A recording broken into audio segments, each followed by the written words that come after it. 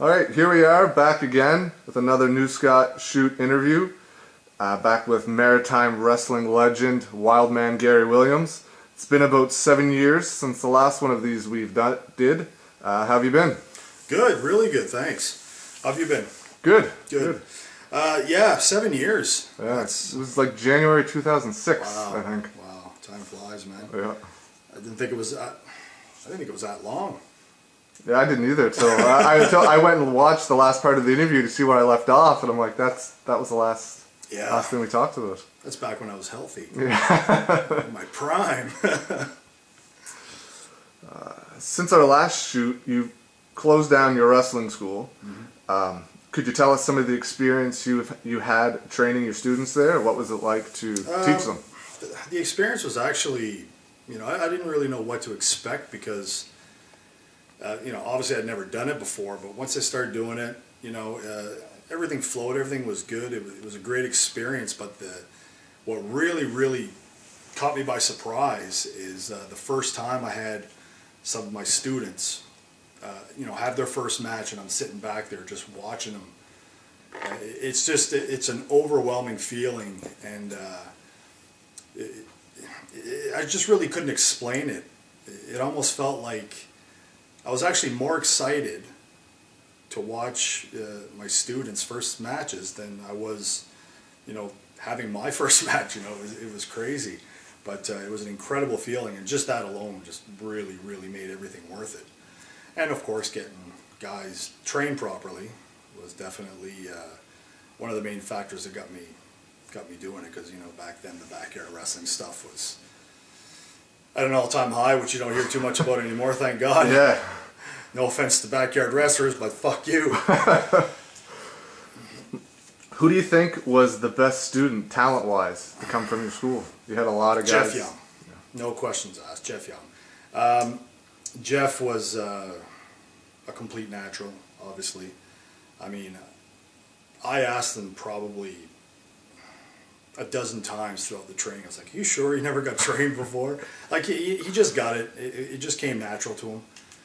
When I got trained, it came natural to me, and it wasn't that hard to figure out for me to just get it down path. But Jeff was just, I've just never seen anything like it, and he was in my first class that I ever did, so I really didn't know what I thought, okay, well, that's probably what it is. Everybody knows what, they just come in here, they know what it takes. But yeah, Jeff by far was the perfect student, really. And anyway, that's another story. Jeff's got his own little story. You should do a shoot interview with him. I mean, that's. I was talking to him last night. Yeah, I think we've got it worked out. Good. For those that don't know, Jeff Young wrestled as Tommy Osborne. Yeah, Tommy Osborne. But and then close second as far as being trained and just getting it. That was a very easy person to train was Tyson. He was. Alexander Saint.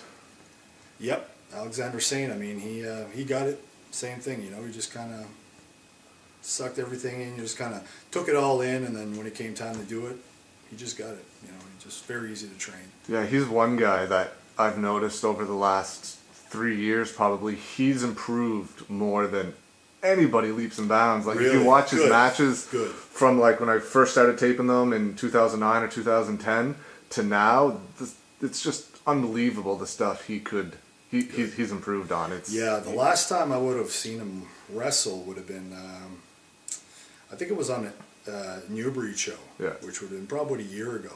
And even then I was like, wow, the guy's, I mean, he's always been good. Yeah. So I mean, obviously the experience just made him better and better, but he really figured out his own style, and He had a match with Sidewalk Sam, who for what Adam has, he's not that bad, but Tyson made him look like $1 million, and that match is on YouTube. Is Sam still wrestling? Yeah, he stopped for a while because he hurt his back, but he came back last spring, I think. Good for him. And that's when him and Tyson had a match, and it was crazy good for Tyson. Really got a lot out of him.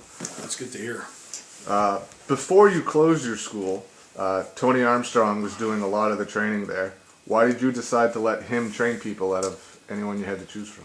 Well, that would have been the time when I moved to Moncton, and I was only there for a year now. Anyway, Tony is one of these guys that he doesn't need to be told what to do, how to do it. As far as wrestling goes, he knows his stuff.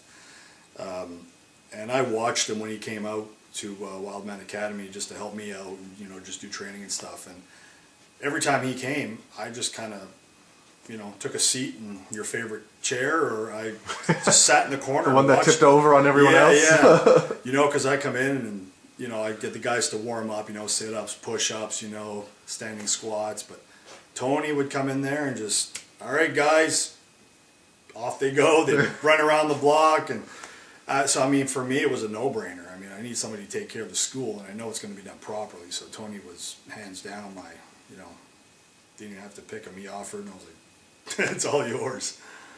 Why did you decide to stop training people and close the school down? Well, a couple of reasons, really. At the time, I didn't really have well, it's kind of like a two-part thing, because I closed the school down for a bit, and then I reopened it, and I think I only ran one, or maybe, was it just one class? I think so. One class, and then shut her down again. The first time was basically, my day job was an operations manager for a security company, and it was just so demanding time-wise that, even the weekends when I would run my school, I just didn't have time. I'd be there trying to train the kids, and the phone's ringing off the hook, and I just simply didn't have the time to do it. The other main reason was, at the time I felt it was getting a little oversaturated with new talent. There's a lot of kids getting trained, and a lot of kids not able to get matches, right? Which is kind of good, kind of bad, because it really, the best of the students got the breaks, and the other ones just kind of faded away, or, got better. So, it all worked out good. But yeah, those two reasons, basically. Just oversaturation of new wrestlers, and just no time to do it. Your thoughts on Tommy Osborne and Krista Lynn Scott, two people who at one time had a tremendous amount of passion for wrestling, just up and quitting. Krista quit? Hey, Krista, we were supposed to go for a coffee. Whatever happened to that? Yeah, I've been out of touch with a lot of these people. Jeff is one of them that, I stay in touch with somewhat. Krista. She just moved back here. Yeah. That's when I was reading on Facebook or something, and I saw that she was back down here, so I was like, cool. So I fired off a message. Took me about 2 weeks to get a reply.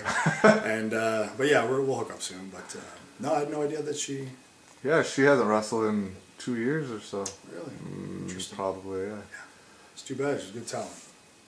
But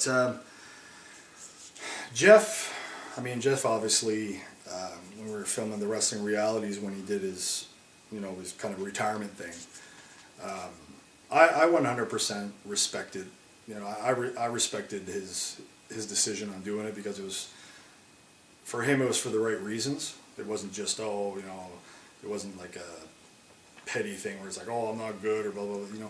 He wanted to do the MMA stuff and just felt wrestling wasn't for him. So, a lot of people were disappointed. I wasn't disappointed. I was disappointed at the fact that the Maritimes had probably the next, biggest indie wrestler that could have gone miles at, Compared to Bobby Roode by some people. Absolutely. Yeah. Absolutely. And, in that point, yeah, I was disappointed, but not disappointed over him personally. I was 110% behind him, and, when he told me that, I'm like, dude, you got to do what you got to do. It's his decision, and I just respected it.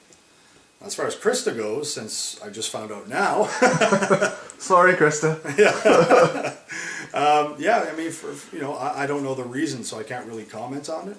I'm sure she's got her reasons, and like I said, I'm a kind of guy that I've been through enough shit that, you make decisions for certain reasons, and, if they're right, great, you did the right thing, but if, in the long run you realize that, shit, they'll come back, simple as that. Did you think, first training them and first meeting them, that they would, with the amount of passion they had, that they would ever quit, that they wouldn't stop until they made it? No, not really, because I mean, the whole Jeff thing caught me off by surprise. Krista more so, yeah. Sure. Kind of surprised me because she had tons of passion. You know, she wasn't as easy to train as like Tyson and Jeff at the beginning, but she by no means was she hard. You know what I mean?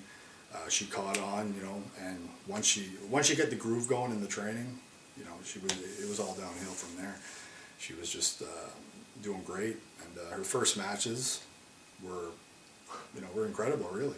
But her passion, like especially when she first came to the school, you know, she'd bring her parents to meet me and stuff, and she was just so passionate, you know. I mean, so yeah, it's kind of surprising, but you know, everybody has their reasons, I guess. Thoughts on a few of your other students? You've mentioned Tyson already, but Sexton Phoenix, Troy Merrick, and Chris Cook. Yep. Sexton Phoenix, I mean, man, he's out of everybody I've trained, he's the one guy that I became friends with. You know what I mean? Like, he's not just a student, he's a good friend, you know what I'm saying? I don't think I really have that relationship with any other of my students to the point where, you know, you're actually like, you know, tight and friend. I mean, I'm tight with everybody, all my students, of course, but there's just a bond there with Sexton and myself, and you know, basically I just do everything I can to help him out, which I would for anybody, but yeah, it's just a different relationship with him and I, you know, we really, you know, I think we got a lot in common as far as the music and, you know, just wrestling and all the other stuff, but he was a little harder to train, but he's one of those guys, which was surprising, because I mean, you've seen me training, and I'm not the kind of guy to yell at you if you fuck up, right? I'm not gonna say do that fucking thing. You know, I just patience. That's my girlfriend Erica tells me all the time. You have the patience of a god. You know? I was like, you have all these patience. I was like, I don't know, but I'm just one of these guys. You know, it's you know, if you don't get it right the first time, do it again. If you don't get it right the 105th time, well, do it again. You know, if that doesn't work, well, let's wait till tomorrow. We'll do it again then, you know, sleep on it. But, yeah, Troy, I mean, at first he had some difficulties. And he was the first student that I ever lost it on. Just lost my mind. Because, again, it was that bond that was created almost right at the get-go. When I saw him, I saw a lot of me in him. And when he was having trouble with taking like hip tosses and stuff like that, I was like, you know, that's simple. And so I think I just took it more personal because I really wanted him to, you know, to do it, because I knew he had what it took, and he obviously had the passion and the want to. So, but it took him a little bit. But I yelled at him one day. I forget what I said, but it was the first time. I even shocked myself afterwards. I'm like, man, what the hell did I do? But he's one of those guys that that's what it took. It took me to just yell at him and, you know, to fucking get it right. And after that, you know, he improved 100%. So. And Chris Cook. Chris Cook is you know, I mean, he gives me credit for training. I mean, which is fantastic. He was, I guess they were doing a lot of the backyard stuff, and, you know, but Chris came in, there's a few of them that came in. It was Chris and a couple other guys. Credits you and Tony for training. Yeah, because Chris was around, of course, when Tony was doing a lot of the training too. But Chris was one of these guys, you know, I feel like I didn't even have to really train him that much, you know, everything, you know, okay, well, first time he comes in, do a bump. Okay, well, he knew how to do that. Hit the ropes. Okay, well, he knows how to do that. Like, he kind of knew how to do everything. So I just kind of stepped in and kind of said, okay, well, you could do this a little bit better. Let's try this way.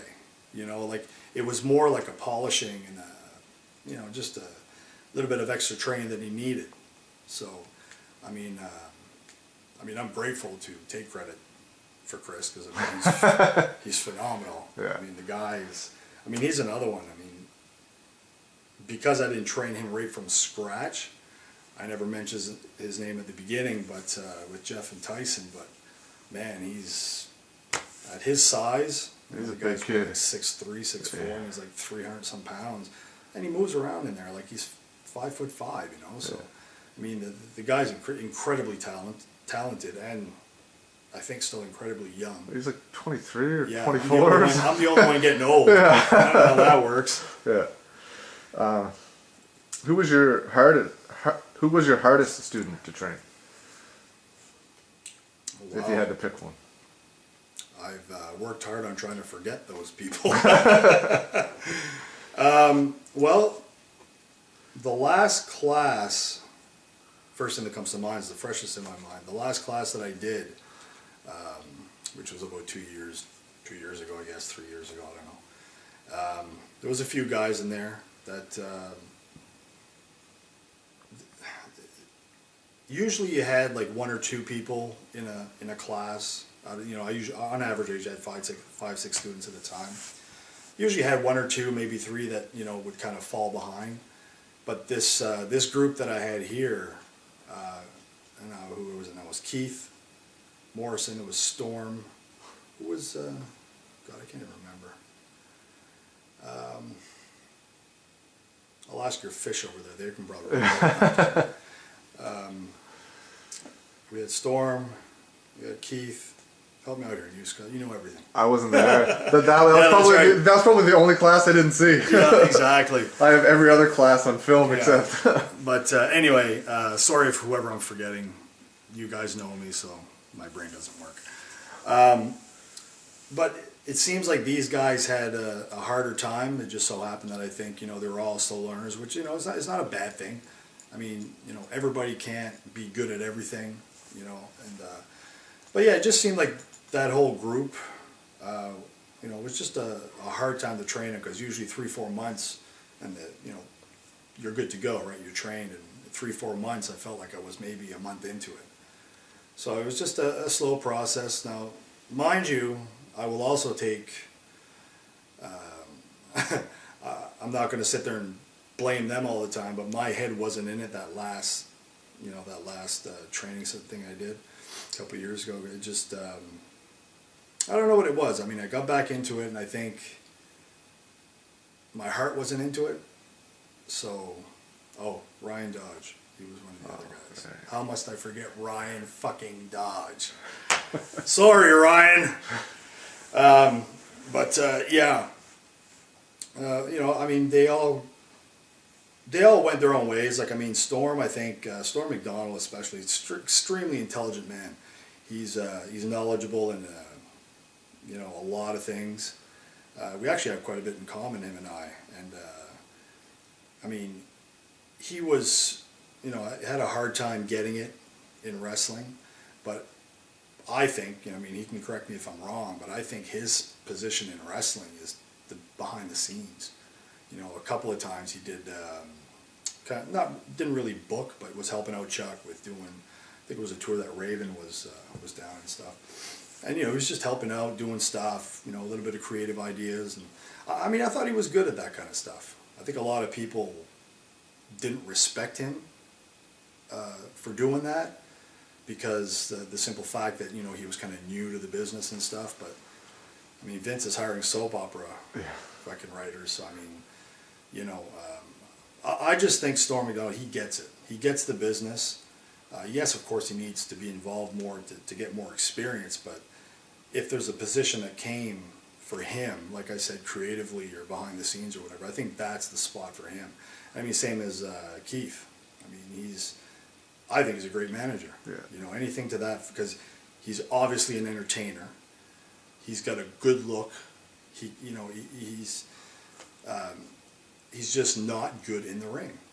Simple, you know. I mean, I think he does a lot of acting, or tries to do a lot of acting outside. So a manager role would be. Yeah, I think manager for him is amazing. Like, you know, it's he's great at it. You know, he's a good talker. Yeah, and Ryan Dodge, I think he should probably. How can I say this in a nice way? Oh wait, it's a shoot interview. Ryan's one of these guys. He wants it so bad, But I personally think the only thing holding him back is himself. I think he's just fighting too many demons inside his head, you know, like whether it's insecurities or whatnot. But he definitely had the drive until it came to show me your drive. You know what I mean? Like some days he was off. It's just there was something holding him back. You know, maybe he doesn't even realize what it was, but there was definitely something holding him back. And I've told him many times, you know, his attitude, you know, had to be adjusted and stuff like that, because, you know, he just, I told him on the CWI tour, he showed up and blah, blah, that's a long story, but basically in the back I told him, I said, dude, I said, you are socially retarded. Because the shit that comes out of his mouth just doesn't, you know, half the time doesn't make any sense. Like, do you hear what you just said? And you wonder why people hate you, right? So, you know, I've always been, you know, friends with him, you know, associates. I talk to him and stuff, but I think he'll be all right. He just needs to find his niche or whatever. He's got to figure out what, you know, what's holding him back, what he wants to do, and he'll be all right. The first big show after the last interview was the third Maritime Cup. What do you remember about that show? Nothing. Please refresh my mind. It was the show. The main event was you and Bobby Roode against Duke McIsaac and Trash Canyon in a tag team elimination match for the WR title. Yeah. You and Bobby eliminated the entire other team, so then you and Bobby had to wrestle each other for the title. Who won? You did. I did? You did. You know what's sad? Yeah. I'm not shitting you. I remember the show. You know, I remember, you know, wrestling in that elimination tag and stuff. I really couldn't tell you. It still holds the attendance record at the multi-purpose center facility for wrestling. Really? A lot of people will think that UCW, when they bought Brett, beat it, but that was in a different complex. Yeah. So in that particular building, I'm still holding on to that. It was close to 1,000 people. Nice. We actually ran out of chairs. The former facility ran out of chairs to I know Real Action sit people. A couple of good ones, but I think they were only around 600 or 700. That's awesome. Congratulations. Thanks. That was the night that Titus won the Maritime Cup. Right. After they had a falling out with all you guys going way back, because in 2005 that whole Matt Henstock thing happened. Oh, God, yeah. And then you guys had no dealings with him obviously after that, but then IHW booked a tour with him and the same thing happened, but you guys warned them not to do it because he's going to screw them over, and when they didn't listen, you guys blackballed them at the time. Mm-hmm. So I was the first person to bring them back in with you guys since all that happened. Okay. What were your thoughts on Titus winning that tournament? Do you think he deserved it at that time? Absolutely. I mean, Titus is an incredible talent. I mean, he's one of those kids, you know, again, kind of the same background as Chris Cook.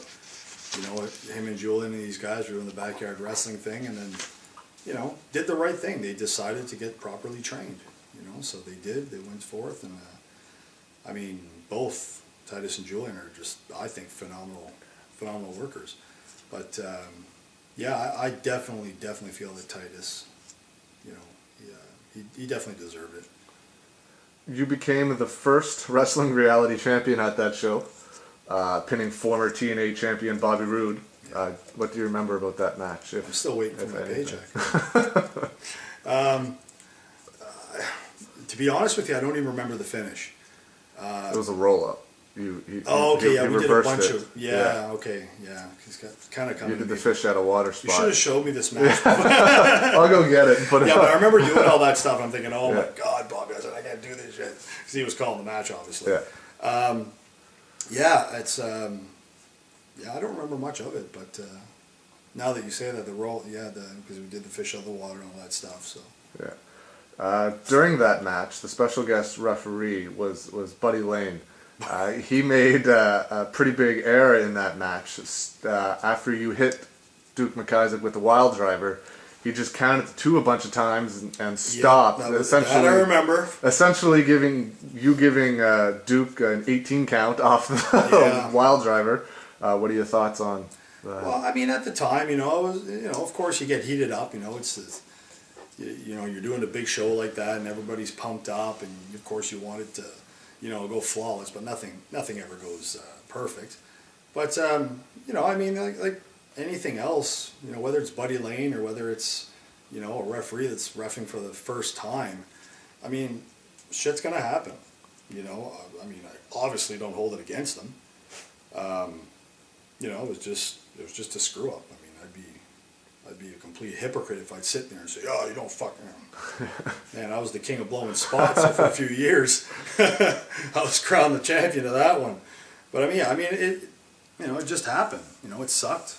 A few people lost their mind, but it's over and done with. Just water under the bridge.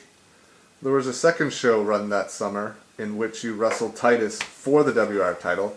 What are your thoughts on that match? Do you think Titus was ready at that time for that main event slot? The Forum.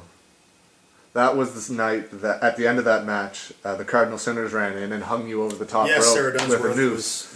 Pete punched out Sarah. And tell us about all that. I thought that was a great match. I thought it was a great angle, and I think it worked out really well. I mean, people really.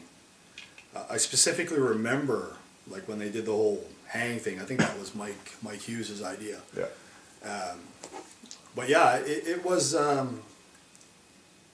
I thought it was great. Like it was believable for one thing, and nowadays to make people believe in wrestling,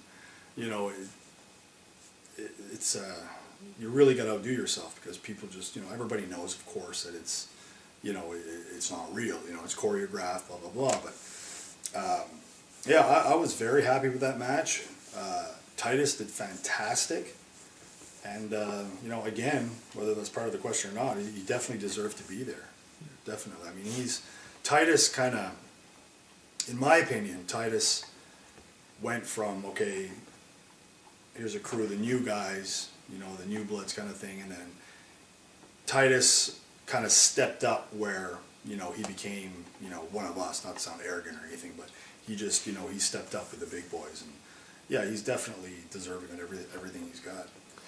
A month or so after that, you made your debut with IHW in another match against Titus.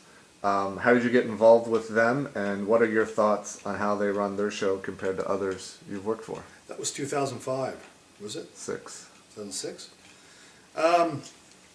No, I mean, I got involved with them, I believe, obviously the guys like Titus and Julian and these guys and the Surge and Dave, the guys that ran it and stuff, they all knew me, of course, because they're all wrestling fans and they watch me, wrestling and stuff over the years.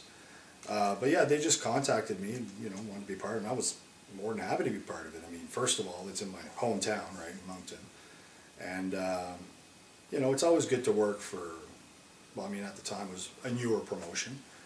And yeah, I was all for it. I mean, their shows actually have been, compared to the rest of the Maritime shows as far as a production quality, are impeccable. I mean, they've been better than all the other ones. They've got the big screen, they've always had the ramp and stuff. They always put a lot of effort into, like I said, the production, but when people walk into a venue to go watch a wrestling show, if you walk in, whether it's an arena, bingo hall, whatever it is, you walk in, you see a ring, radio ring just sitting in there with chairs around it. Okay.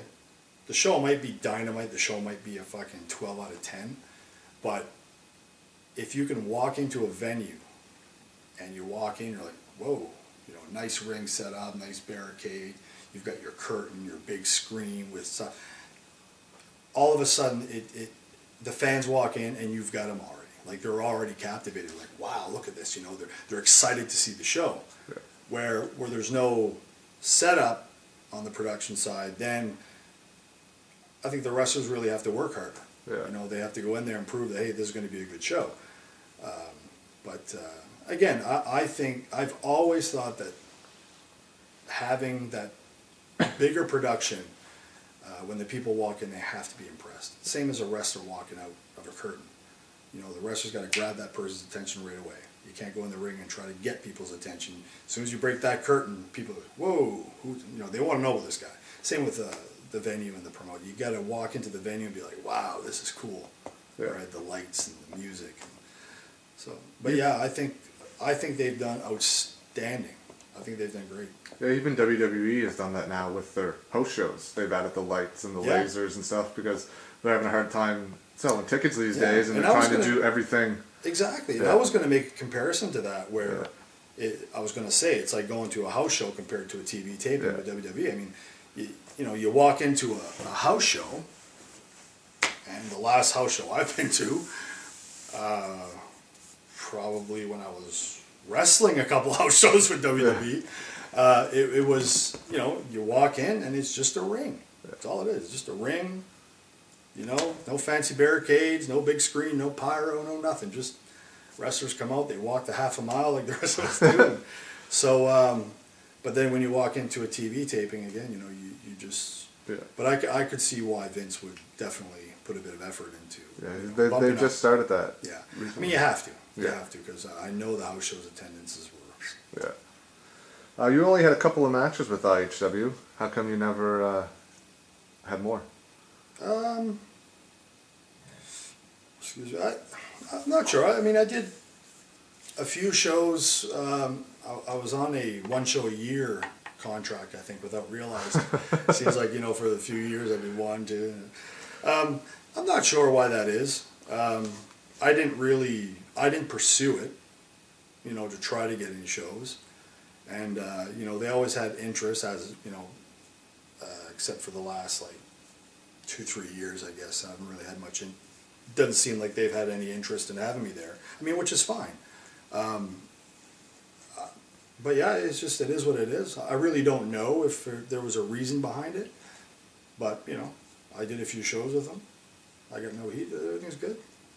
If they call me again, if I'm physically able to, I'll wrestle again. At the time, they were booking a lot of your students. What are your thoughts on IHW giving them their first regular bookings, and do you think that was a good place for them to go learn? Yeah, definitely. Absolutely. I mean, that's the thing with students. Once they're trained, you know, the training, yes, is the crucial, it's the foundation, but once that's done, you got to get in the ring. That's all there is to it. You know, you got to get in there, get as many matches as you can, and just go, go, go. So for them to give my students the opportunity to get all those matches, that's hats off to them. All the promotions that gave them a chance. During the spring of 2007, years of hard work finally paid off when Wrestling Reality was picked up by the Fight Network, which now can be seen on dailymotion.com/CardinalSinners.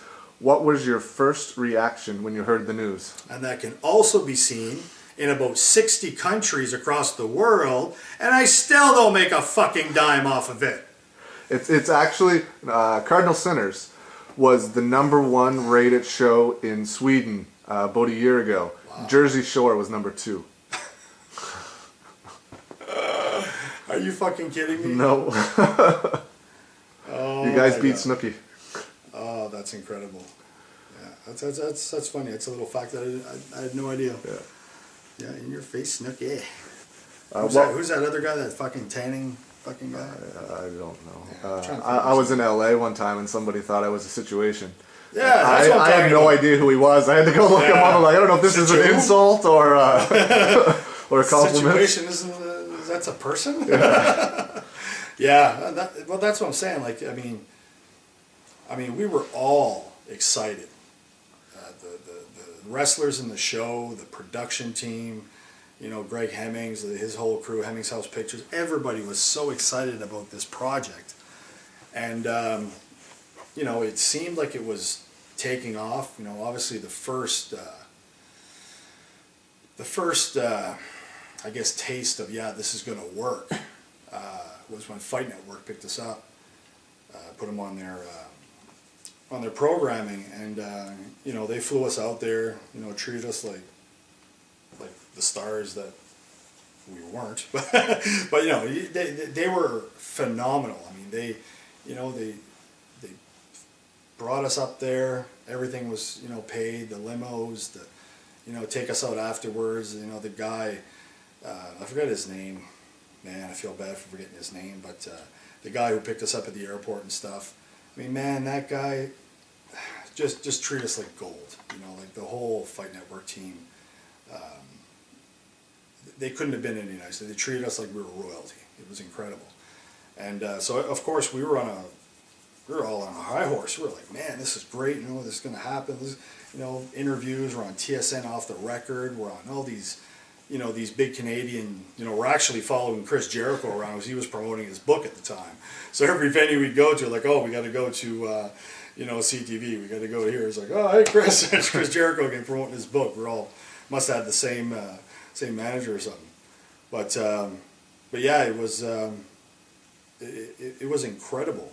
An incredible feeling. Why?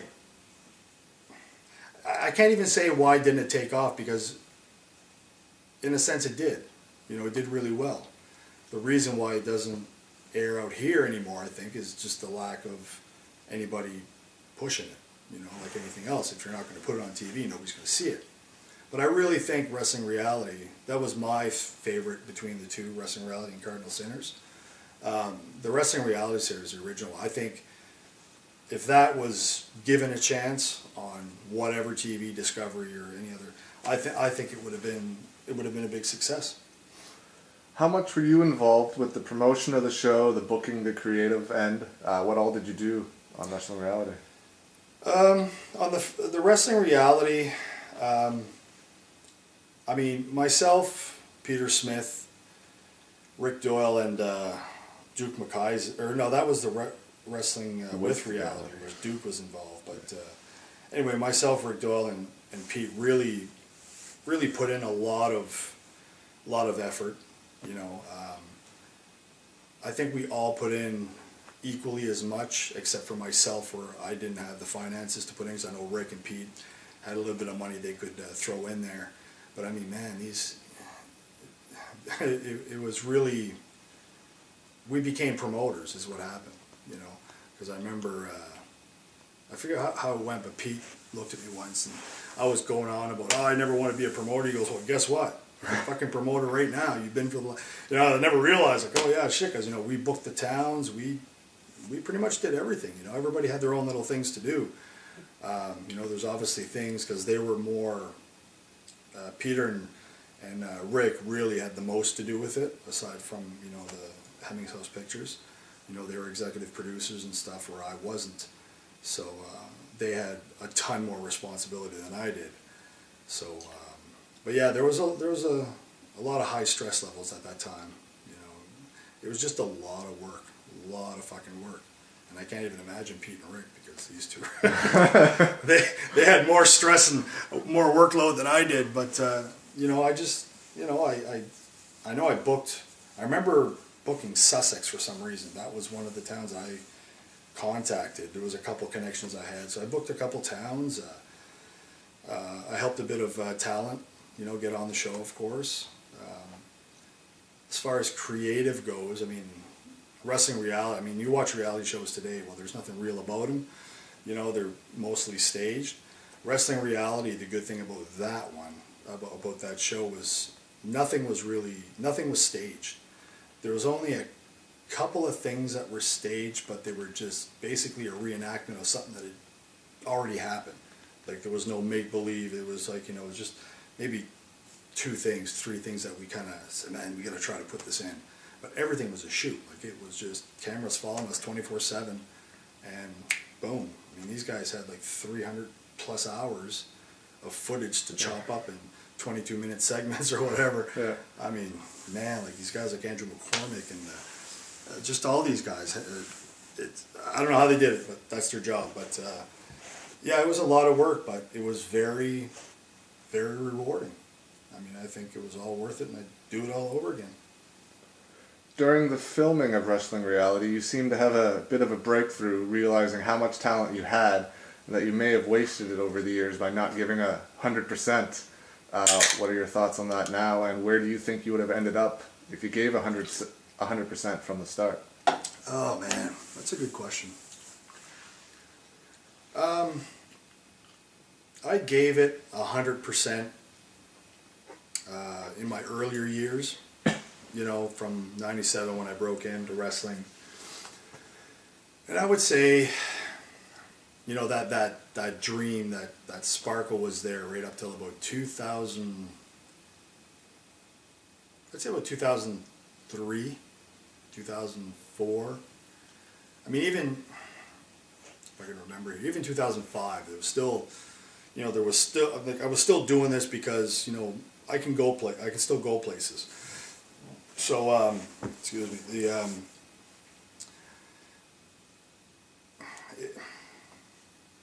it was just, I don't even remember what the fuck the question was.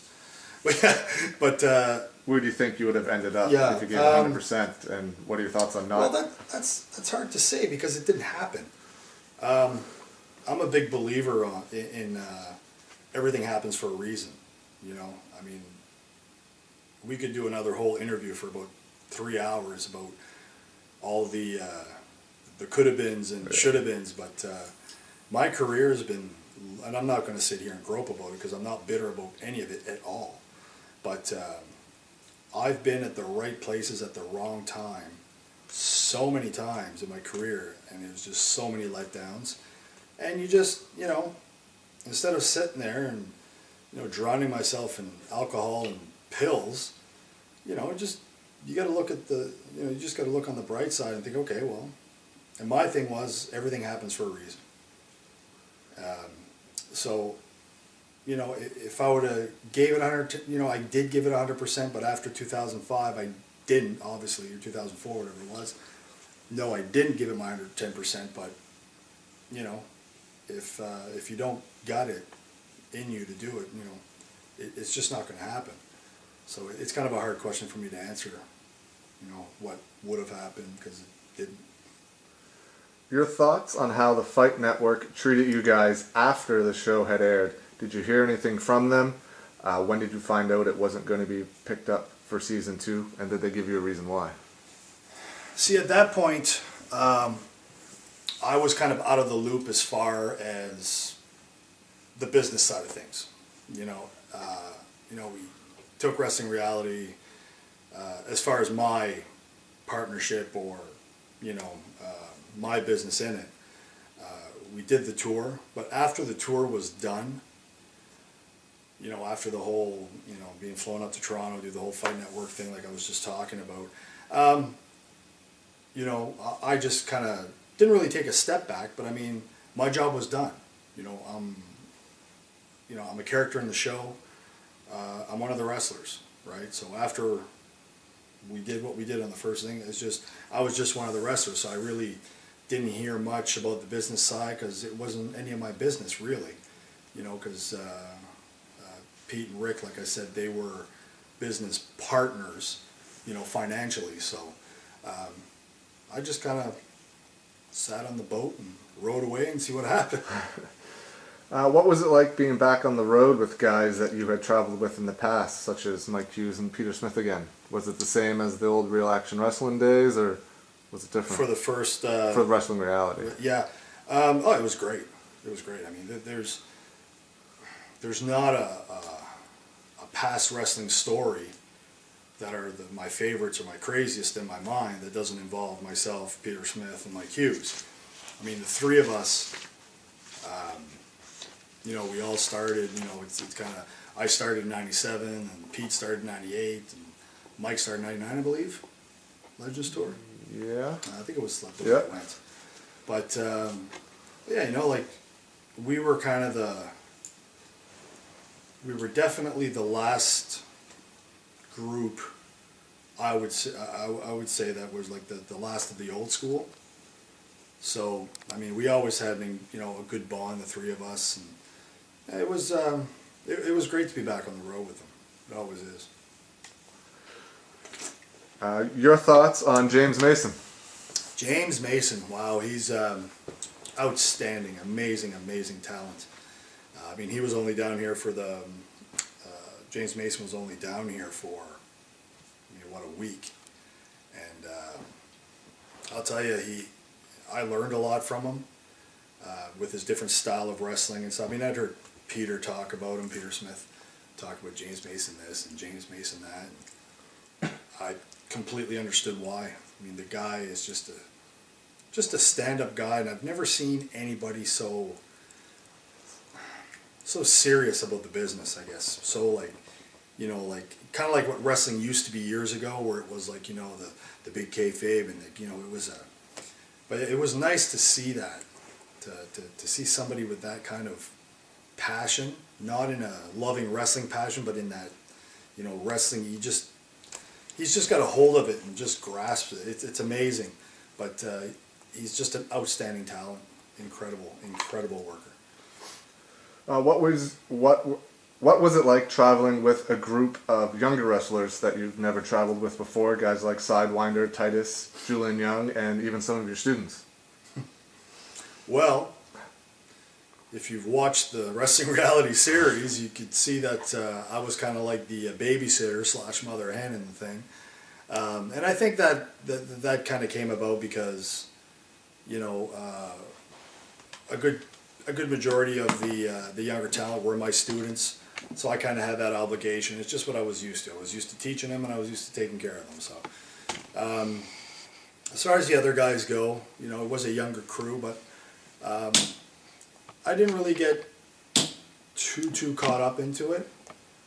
I just, you know, it is what it is. I just kind of, what are you doing over there? I'm leveling up the camera.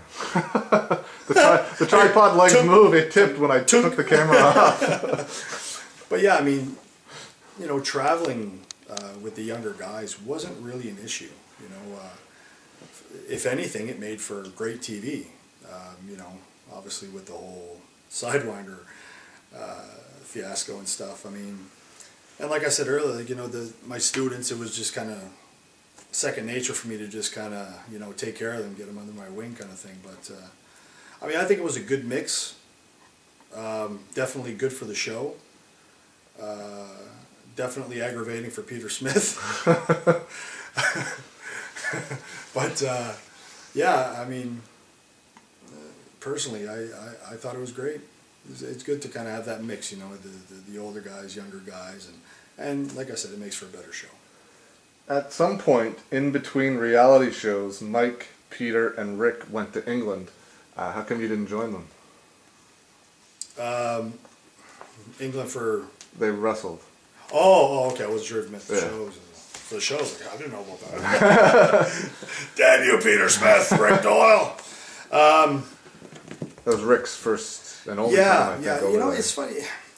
That's one of the things that I really have no answer why I didn't go to England.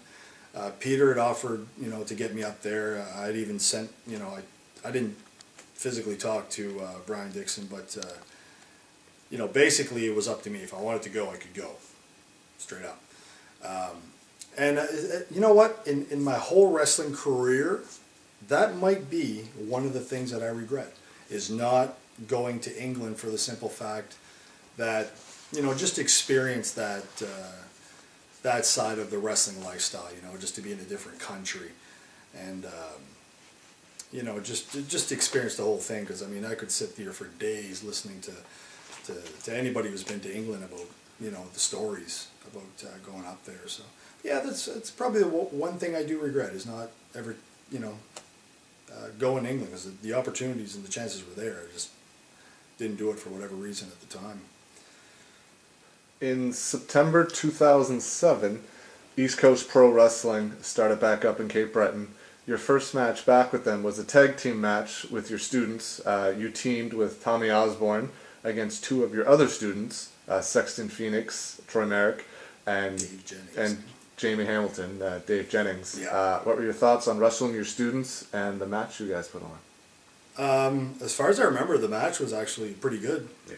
You know, they did a great job, you know, being, you know, green and stuff. But and I know for them it was probably a little intimidating to be in there with me, you know, because they want to, you know, prove themselves. But I think they all did outstanding.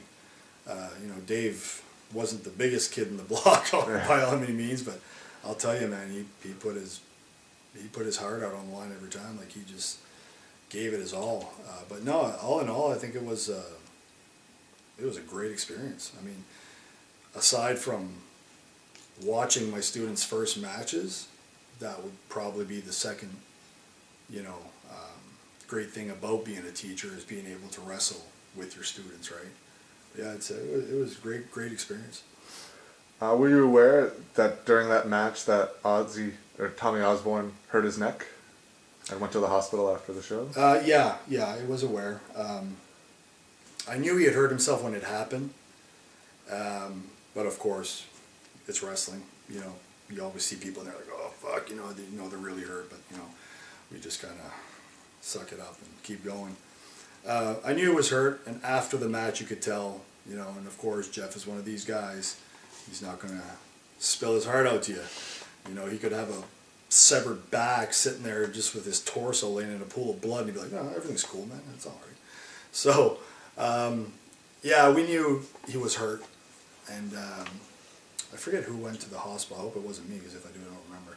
But I'm glad he went and got checked out, you know, just to be on the safe side. But yeah, I was well aware that there was something wrong. Were you aware at the time that that was going to be his last match? No. I had no idea about him wanting to you know, get out of wrestling until, well, it was when I was trying to get him on Wrestling Reality.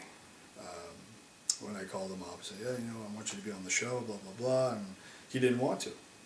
I'm like, "The fuck? Yeah, I remember those conversations. You don't want to? Yeah. Dude, you're starting out in wrestling, you can't get a better, you know, this is a potential, you know, millions of people can fucking see you." So, so anyway, at that point, then he told me, you know, that he was thinking, and I basically convinced him, like, "Dude, make this your last fucking go at it. Just do it. Make it your last go." And I'm glad I did, because I think, you know, after the series was done, we're all done, of course, because, you know, he was high in the moment that, you know, he's like, "I don't know if I want to quit," you know, I had so much fun. But I'm glad he did it, because it was unlike so many wrestling stories of people that quit or have to get out of the business for whatever reason, it was a good one. You know, he got to have fun. You know, he got to lay it out, tell everybody that he was, and still have fun with it, right? So I think that was a perfect way to get out. Also, during that show, three of your other students wrestled in a tag match against each other. It was Purity Saint and I can't remember what there was. Crystalline Scott and Scott Savage against... yes, the tag. No, it was Crystalline Scott and Chris Madison against Purity Saint and Scott Savage. And during that match, Chris bit Krista, and That's when his teeth went into her forehead accidentally, and she bled great like color. crazy. Yeah. Man, I still got What are your pictures thoughts of on that? that? You know what? Only wrestling. Only fucking wrestling. There's a clip on YouTube of her freaking out in the locker room. Yeah, only in wrestling would everybody think that was fucking amazing. Yeah. You know, any other industry, whether it was acting or another sport, you know, the person would be rushed to the hospital and everybody would be on their fucking, you know, their tip. They're like, "Oh my God, we're wrestling." I was like, man, that is so good for the business. That is so good for this match. And the fact that she kept going. Yeah. She puked. That's what I'm saying. Like, I mean, on the floor right outside the ring. As soon as she realized she was bleeding, she turned right in front of my camera and just puked from the ring down to the floor, and then turned around and was like, "Let's go." Yeah. I mean, I didn't know about the puking part. But yeah, it's, like me, when I saw that, and then obviously I knew it wasn't supposed to happen, and she just kept going. She lost so much blood. I mean, I've never bled that much in my life. Yeah. And there she was, green in the business, and man, I mean... especially for a girl, to bleed. Exactly. That doesn't happen. Guys are, yeah, fuck, who cares, man? Give me the blade, I'll fucking make more blood, you know? They don't care, but that was, wow, that, a lot of, I mean, I've always had tons and tons of respect for Krista, but that was incredible. You wrestled just a few more times for ECPW. You did their first TV taping, and then you stopped after that. How come you stopped working for Sheldon? Want some dip? Let's go. Oh man. trying to remember the history of the whole ECW thing, ECPW. You did a TV match with Robbie. Yeah, I think that was the last show I did. Right? Yeah, because I remember that was the first time I had met Robbie Hollander, and so anyway, he showed up, and they told me I was working him. I was like, oh, that's cool. Is that the show Santana was on? Or was that before? That was the show before with Krista bleeding and Jeff hurting his neck. Was Val Venus and Pete, yeah. Was on the one that Robbie was there? Maybe. Anyway, that's a different story. It's irrelevant. Billy Gunn came in at one time too. I don't think he was. No, I know I wasn't at the show in ECPW with Billy, but anyway. I don't really know. Well, I probably know. I just don't remember what exactly happened with ECPW. You probably know, and you're waiting for me to explain the story. I know that. Was it a Mike Hughes thing? No, I think it was a travel thing. You didn't want to go up for one show. Yeah. Okay, because I don't remember having any. Obviously, I don't have any heat with Sheldon. But yeah, that's exactly it. At that point, what year was that? 2007, you said? The first one was 2007. You stopped in 2008. Yeah. Yeah, I think at that point, just to like you said, to go to all the way to North Sydney for one show, I just, just wasn't into it. I think that's really when I start winding down as far as like traveling goes. It was actually definitely the beginning, not the point where I'm like, where I got in 2009. But yeah, it's just a long fucking drive for one show, man. Yeah. And 9 times, well, all the time, usually, we drive up there, 5.5 hours, do the show, drink fucking beer, and drive another 5.5 hours right after. It's just too much, man, But, yeah, that was basically it. If it was a tour, absolutely. 3-4 shows, and it's worth its while. If Sheldon ever started back up, he stopped running shows 2 years ago now. 3 years ago this summer, I guess. Quite a while. Would you consider going back to work for him for the one show, or would it have to be a tour? No, it would have to be a tour. But the thing is, too, that comes into another whole story, which I'm sure you probably have questions for later. But, right now, I'm just, for me, like I said, to drive all that way, it's not going to happen, unless I get a really good payoff. I don't know. We'd have to talk, but I really don't think so. ECPW, when they started back up, they started bringing in former WWE and, at the time, current TNA superstars. Do you think does that help or hurt the product for the younger guys on the card? It all depends how you use it, how to use the guys. If you bring in talent, ex-WWE talent, and they're going over on your top guys, you're killing your promotion, you're burying your guys. So if you're bringing in the guys like Billy Gunn, and I mention him because we became kind of friends, and I've got so much respect for Billy Gunn because he's one of those guys. When he's booked for a promotion, whatever promotion, he shows up and he's there to do his job. There's no ego, there's no bullshit. It's just, okay, if somebody tells him that he's got a job to this fucking little kid, he'll fucking do it. And it's kind of like myself. I got the attitude, I don't care if I win or lose. I'm confident enough in my ability that if I lose the match, I'll look just as good when I'm walking back to the dressing room as if I won the match. It's just a confidence thing. But yeah, you just have to know how to use the talent. Because if you bring, like I said, if you bring these guys in and they just beat your talent 1, 2, 3, what's the point? Yeah. I never realized how big Billy Gunn was. Oh my God! He went until he stood face to face with Pete. When I realized Pete's the largest person in the world, right? And then they're looking. I'm like, holy crap! Obviously, when I was doing TV for WWE 2001, and I got to work him. Oh my Christ! I'd never met him before. Yeah. And so when I went to introduce myself, I walked in. I'm like, holy fuck. Like, yeah. And he was always standing next to Triple H back then on TV. And Triple H is massive, so you never put it out of perspective. Yeah, because I mean, you know, before I met Billy Gunn, you'd see him on TV, and he looked like a tall, athletic-looking kind of guy. You know, I didn't think he was so big. I didn't think he was so tall. I knew he was tall, like 6'2", 6'3". Yeah. Then you see him, he's like fucking 6'5". Yeah. And the fucking guy, and I mean, watching myself wrestling him on TV, oh my God, I may as well have been Sky Low. Like, I just, you know, I'm 6 feet, 235 pounds at the time, and I just look like a little kid next to him. Yeah. Like, the guy's in phenomenal shape. Yeah.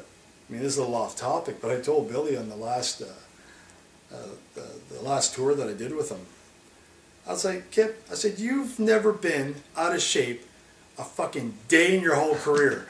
I mean, you know, because I followed his career pretty closely. He was always one of my, you know, definitely in my top 10 favorite. And man, like, the guy's just extreme athlete. He's just incredible. Lots of respect to him. Do you think it's necessary to use a WWE or a TNA name to draw well? No, it's definitely not necessary. I mean, it's obviously a choice that the promoter makes, or the money guys, or whoever. But I mean, if you're a good promoter and you have a good booker that are creating storylines, good storylines, that people keep coming back, I mean, you know, if your talent is good enough to pull those stories off and, you know, be good in the ring, you don't need the talent. But is it a help? Absolutely. I mean, I think it's a perfect help for, I mean, if I was to run a promotion, which I never will unless I win millions of dollars, but if I was to run a promotion, you know, I would start, obviously you're a brand new promotion, and what do you got to offer? You got a bunch of local guys, maybe three-quarters of the guys you never heard of. So you want to get somebody in to get, you know, to get a crowd so you can get the marks in. So, I mean, of course it's good to bring in, you know, an ex-WWE guy or whoever. But obviously it's financially demanding as well. So, you know, but no, you don't need them, but it certainly helps. Do you think it's better or worse to use more than one name at a time? Or do you think it's necessary to use? It's certainly not necessary. Yeah. But again, it all depends on what your budget is. You know, if the promoter's got the money to do it, hell, do it. You know, I mean, I'll use CWI for instance. I mean, my fuck. I had everybody. Well, I mean, I can pretty much say that I was wrestling with WWF 1998, 97. Yeah. Like, the whole fucking roster was there. Hulk Hogan, Mick Foley included. I'm like, what the fuck? Anyway, I mean, you know, to have more than one, again, it's pretty much the same answer as before. If you can afford it, great. Does it help? Yeah, of course it's going to help. But, yeah. There wasn't a lot going on wrestling-wise for you around that time. What did you do in your free time in between shows back then? What time is it? 2007? 2008. Yeah, 2008, that's when I kind of took a little hiatus there. I was, again, I was kind of caught up in work. I was doing the managerial bullshit, the security and stuff. So I just didn't really have much time, and there was nothing really going on. Yeah. It was a really, really dry spell for wrestling around here, and I just kind of opted. I mean, that's one of the times that if I would have been, you know, not working a career at the time, it would have been a good time to go to England. You know, yeah. I think probably Mike and Pete and these guys probably did that. But yeah, I didn't do anything as far as wrestling. I think that's when they went. Yeah. I think maybe the time Rick went up. Yeah. But yeah, I just worked my job. You know, that kept me busy about 23 and a half hours out of 24, which fucking sucked. But anyway, I got out of that. That's why I can have a smile on my face again. Yeah, I mean, I just didn't really do much of anything. Just, you know, worked, and that was it. Then it happened again. Wrestling Reality, this time named Cardinal Sinners, got picked up by Rush HD. Your thoughts on when you heard that news? I mean, it was cool, you know, because I mean, it had happened before, right? You know, been there, done that kind of thing. Not so much jaded. I try not to really get bitter or be jaded by any happenings in the business because, I mean, I've just seen too many horror stories. But, you know, I was like, well, okay, cool. You know, it was a great experience doing Wrestling Reality. The only thing that was kind of holding me back was because I hadn't wrestled in over a year. Yeah, that was the next question. You were hesitant to go back on the road at first. Is that Absolutely. why? Well, I mean, for one thing was because I didn't really have much time to do it. But I worked that out, and I was completely out of shape, you know, probably almost as bad as I am now. But yeah, I was just completely out of shape, and you know, for all I knew, I knew I wasn't done with the business. I never had in my mind that, hey, I'm done. There's just nothing happening, and I didn't put forth the effort to make something happen. So I just, you know, just kind of, you know, and I think at the time just needed a break. So, you know, but yeah, that's why I was hesitant to do the whole Cardinal Sinners, because I was out of shape. You know, fuck, Peter yelled at me when I was fucking doing Wrestling Reality. I was in fucking fantastic shape, you know? I'm thinking, man, Pete's gonna fucking have me for breakfast. But no, he says, you know, I explained to Pete why, and he says, dude, we're doing a reality show. This is the real lives of what we do. This, you know, is a story. This is what happened. I was like, yeah. So whatever, I said, yeah, let's do it. I mean, I was totally in. Like I said, Wrestling Reality was so much fun that, you know, if they were to call me now and say, oh, we're doing a third season, do it. You know, because it's just, it's fun. It's memories that you can never, ever take away from me. Well, I think Alzheimer's can probably do that. Not only you, but Trash Canyon didn't want to go back on the road either. Yeah. What were your thoughts on that? You know what? As much as reality shows are almost like pro wrestling, it's pretty much exposed that they're not real. And even to this day, I mean, Rick and I are pretty tight. You know, we're really close friends. And I think a lot of it was Rick being bitter from Wrestling Reality.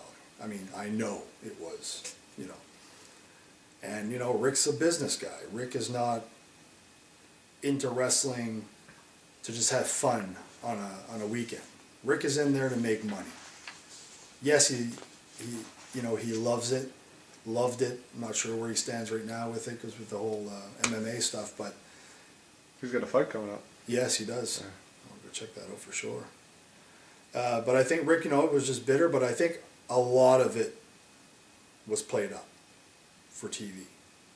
And again, you know, in comparison to the reality shows that are out there now, you know, it's not like we did any fault. It was great for TV, but again, I'd say 75% of it was real, what was going through his mind, and about 25% of it was, okay, Rick's probably thinking, okay, this is how I feel, I'm bitter, but I'm really going to push this to the fucking limits, and, you know, I'm just going to be an asshole.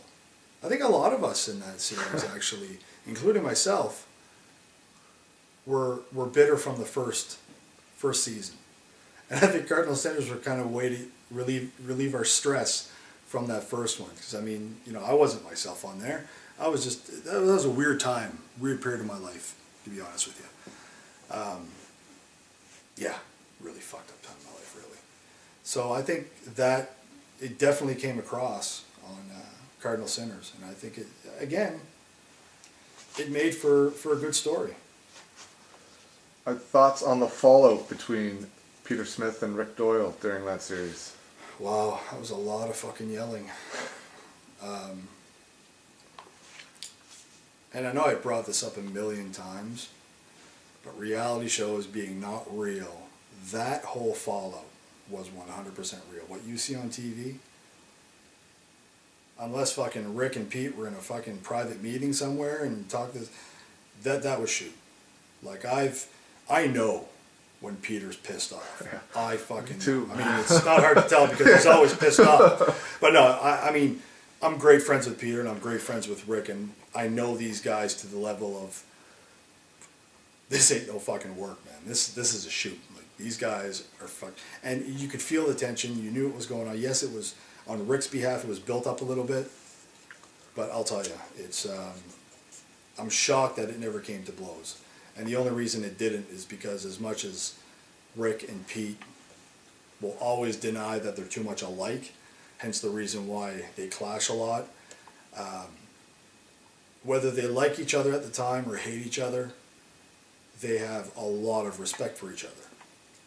So, that's the only reason it never came to blows, just for the fact that they respect each other, even if they hate each other at the time. There's still that respect level. So, your thoughts on the Cardinal Sinners tour compared to the Wrestling Reality tour and the final products of both shows? For me, in my opinion, two different things. Two like almost night and day. You got Wrestling Reality. I was the big baby face. I was I was almost like the hero. You know what I mean? Like, I went in there, I was in great shape. Really, I was almost in the shape of my life, thanks to Peter Smith. But yeah, I mean that. I have great memories of Wrestling Reality. Great memories of Cardinal Sinners as well, but just as far as the final product, it was good. I always kept saying there was just not enough Wildman in Cardinal Sinners. But like I said, it was a bad part of it was a bad part of my life at that point. It was just, things were just not going, and at that point, I definitely was bitter about a lot of things, and it comes across on the show, obviously. But Wrestling Reality by far was my favorite. But the two I find don't even compare. Yeah. There was a lot of positive in Wrestling Reality, but there was a lot of negative in Cardinal Sinners from everybody. There always seemed to be a fight brewing up, an argument going on in the Cardinal Sinners, where Wrestling Reality was just Peter yelling at the young kids, right? Yeah. So, but again, see, that's the tricky thing is when you're talking about a TV show, a reality show, it's drama. It's good for TV. So, I mean, the end result, in my opinion, like I said, I like Wrestling Reality better, but Cardinal Sinners was a fantastic series as well. I actually like that one more than Cardinal Sinners. Yeah, I don't know what it was. And it was more of a show, more of a TV type show than Wrestling Reality. True. I think. I don't. No, you're the content. Yeah, it was. Even though there wasn't a lot of wrestling in Wrestling Reality, not a whole lot. There was even less. I think it was just more. It's just you guys. Exactly. And it's too bad that it was at that time of my life that I did that, because there could have been. But the thing is, you know what? There's no regrets. It is what it is, and it showed in our characters. Where we stood, where we were, how we felt, and but yeah, it was a great series. Thoughts on when it didn't get picked up for a third season? Well, I mean, at that point, again, like I said earlier, it was been there, done that. I never set my bar too high as far as expectations. Even with the Wrestling Reality thing, like, as much as that, wow, it's, you can almost taste the success, or the whatever you want to call it, because it was, I still always put up a wall, a little bit of defense, because I learned a long time ago, especially with wrestling, early when I started, that I never put my hopes up for anything, nothing, and because when it does fall, or if it does fall, it's not a negative attitude, it's just a defense mechanism for myself. Because, I mean, there's obviously letdowns in wrestling, there's letdowns in life in general. So I've learned to just kind of don't get too excited over anything until it's happening, you know what I mean? So, with Cardinal Sinners, I just went, did the show, didn't expect much out of it. So when nothing got picked up or for a third season, I was like, it wasn't any shock or any surprise to me, that we didn't do a third one, because you can't keep doing these TV shows without any revenue coming back. Too many people, especially Peter Smith and Greg Hemmings and Rick Doyle, as far as my knowledge goes. I mean, you know, they got a bit of return, of course, but they put in a lot of money. I'm sure in comparison to the money they put in, the money they got back, you know, if they broke even, they're lucky. Yeah. Right? So. Wrestling Reality brought in James Mason. Cardinal Sinners brought in Frankie Sloan. Frankie Sloan. Thoughts on Frankie? I think Frankie Sloan, within 5 minutes of meeting him, I was kissing him and he was humping my leg. Yeah, the kissing bridge. Yeah, the kissing bridge, you know, the pretty much raping me in the hotel room in my underwear and stuff. You know, man, Frankie, and again, Peter Smith and Mike Hughes and these guys that talked to me about him, Peter especially just went on and on about Frankie Sloan. Man, I got to meet this fucking guy. You know, he's a long hair, right? So I had respect for him just when I saw his pictures. But man, what a fucking character. Frankie, I love you if you're watching this, and I miss you. Mwah. But yeah, I tell you, man, Frankie is one fucking stand-up guy. Incredible. I mean, I'd love to fucking... I would pay to go wrestle in England now just to hang out with him. Yeah. I mean, that's Frankie Sloan, man. He's incredible and passionate about the business, just like James Mason. I think all the old school guys like James Mason and you know, Frankie and these guys that been wrestling in the scene for the last 15, 20 years, they're really, really passionate, like something I've never seen before with wrestling. You know, I think the England vibe for the workers are a lot different than out here. They take it way more seriously than we do. So, but it's really nice to see that passion. You answered this earlier, but if another season was to get picked up now, would you go back? Yeah, absolutely. Yeah. I mean, no matter what point of our lives, even if they were to come up to me when I'm 75, which I probably won't live to see 75, you know, it's a story. It doesn't matter, you know, if you're in good shape or bad shape. It's just you're telling the story of what's going on right now. So, I mean, yeah, for third season, absolutely, I would jump on it. After that, you started to work for UCW, a promotion and promoter at one time you said you'd never work for. What changed your mind? Well, with UCW, it was, it had just started. I believe they formed, what, 2008? I think so, yeah. And my first show that I did with them was January 31st, 2009. And you're going to think, holy fuck, Gary, how did you remember that? Yeah. How did I remember that? Because I saw it on fucking online somewhere. Or no, it was actually, I was digging up some old posters. Yeah. And I was like, oh shit, that was the first show I did. I didn't wrestle, I just did a run-in. It was a cage match with, I think, Lumberjack and Mike Hughes. Right. And I did a run-in. I was like, oh, that was, I was telling my girlfriend Erica, I'm like, oh, look, this is the first show I did. And it said the date on there, so that's the only reason I remember. So don't give me credit for remembering stuff.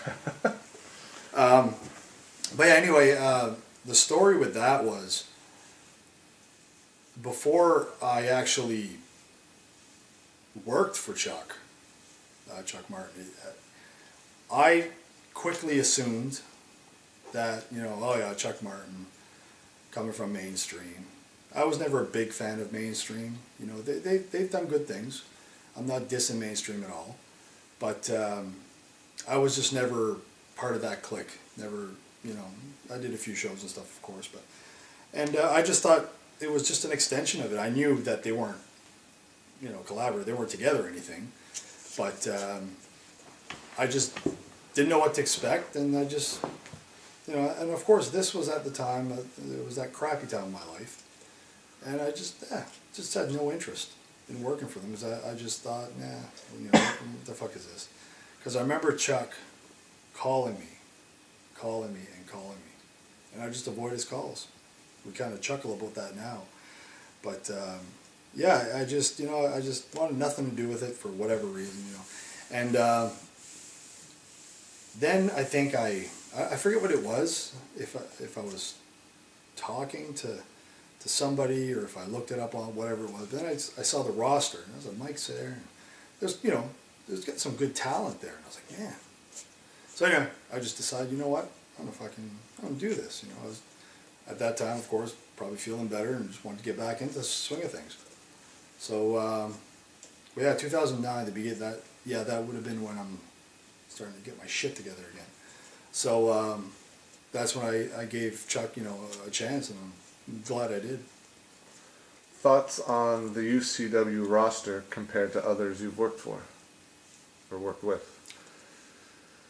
Well, I mean, that depends. I mean, Chuck's roster can be fucking amazing. Outside of the WWE guys. Okay. So you're talking as like local roster yeah. type thing. I think a lot of the.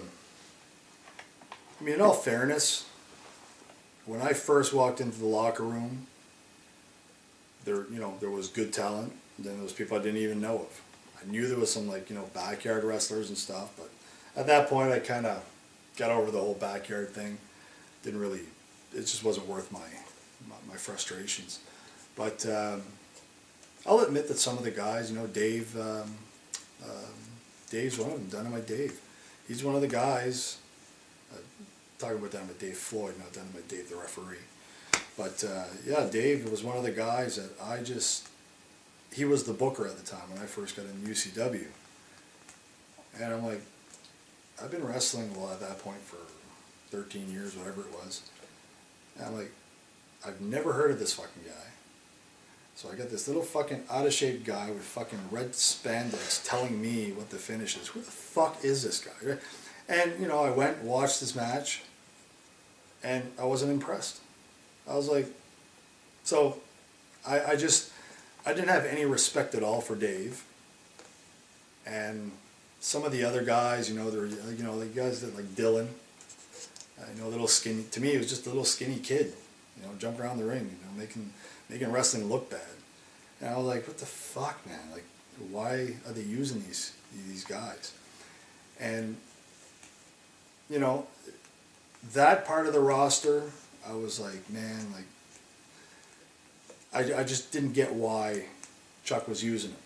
You know, to me, they're just Chuck's friends or whatever, you know. And but I mean, the other, you know, the top half of the roster was normally pretty good, but it took a while. I mean, especially Dave. Dave Floyd was one of these guys that. Dave McDonald, is that? Yeah, Dave. Yeah, Dave. You know who I'm talking about, Dave. Dynamite. He wrestles Dynamite Dave. Yeah.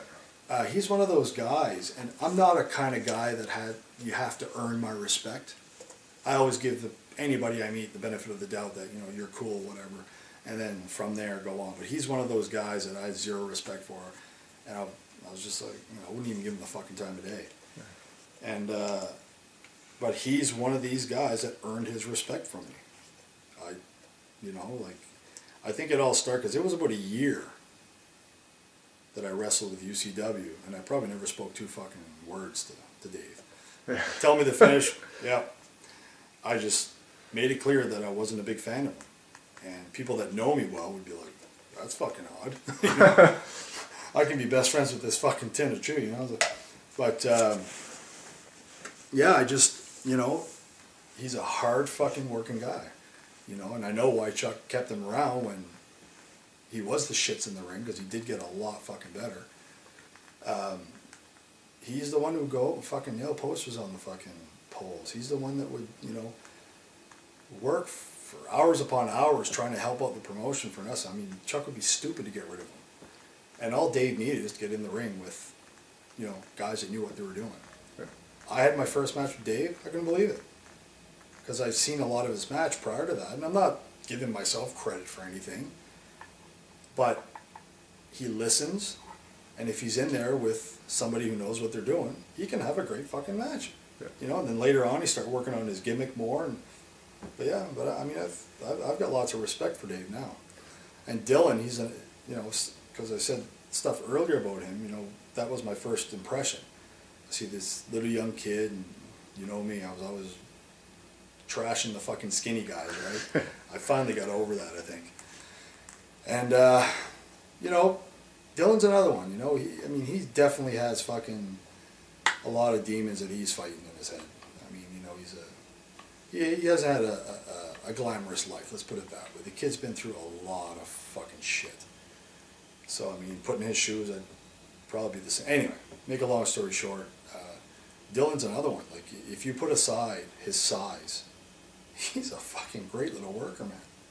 you know, especially if he's put in there with certain guys. I can't say that he has a good match with everybody, but I've had little matches with him and tags and stuff, and I've seen him, like, for example, I even forget who the fuck he wrestled.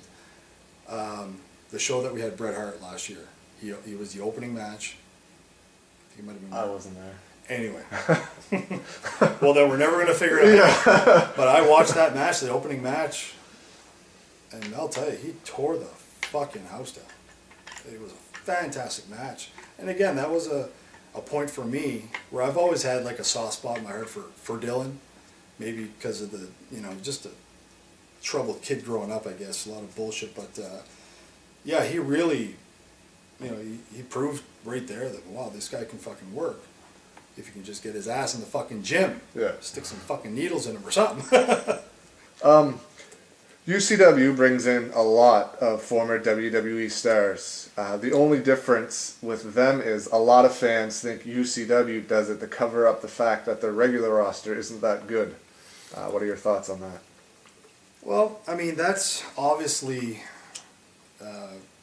that's a personal opinion of whoever's saying it.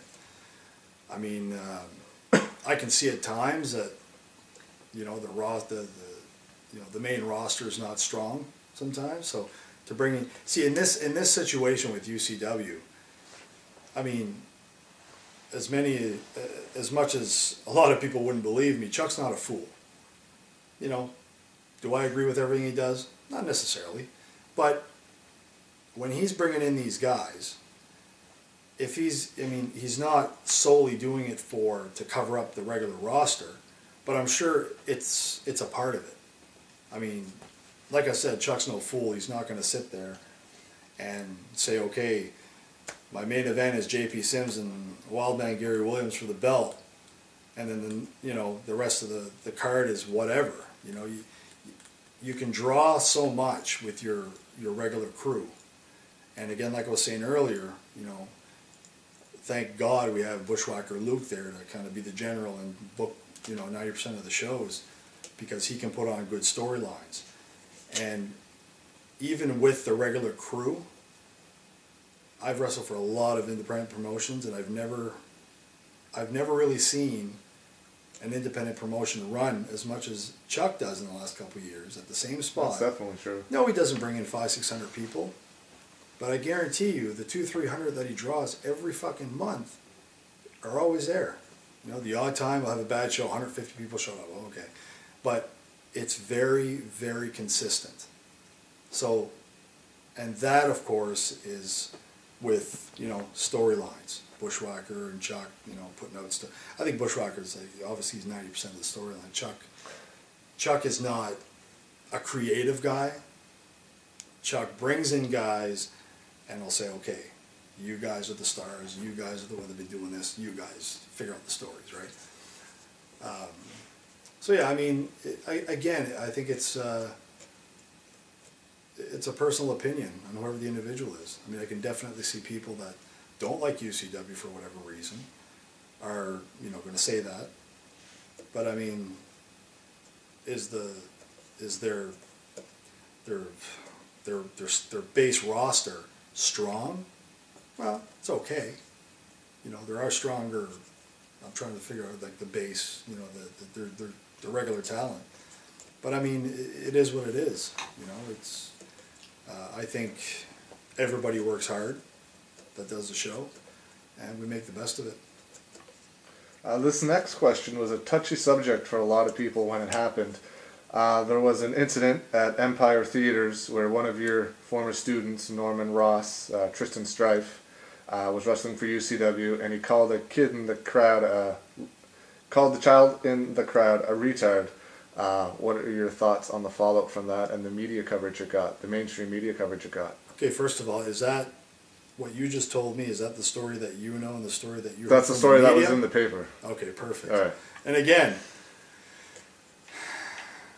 I could go on a rant for a total different thing about the globalists and fucking media bullshit. I could go on for hours about that. I don't pray to God. I pray to Alex Jones and Jesse Ventura. Jesse's awesome. Oh, man. I tell you, man. I watched a shoot with him there a little while ago. Yeah, it's crazy. But anyway, what had happened there? I mean, I was there. I didn't see specifically what had happened. I was up in the dressing room. But what had happened is you got Strife wrestling Randy Dodge, like whatever his gimmick was. He wrestles as a mental patient. Right, he's in the blue scrubs. He wets his fucking Eugene type guy. Yeah, he wets his crotch like he pissed himself. He's acting like a retard. Is it politically incorrect to say retard? Yes. So fuck off, retard. I don't call retards retards. But if I'm going to use the term retard, don't fucking judge me by it, please. Just wanted to get that off my chest. But the thing is, what Strife during the match called Randy, the guy who acts like a retard, called him a retard.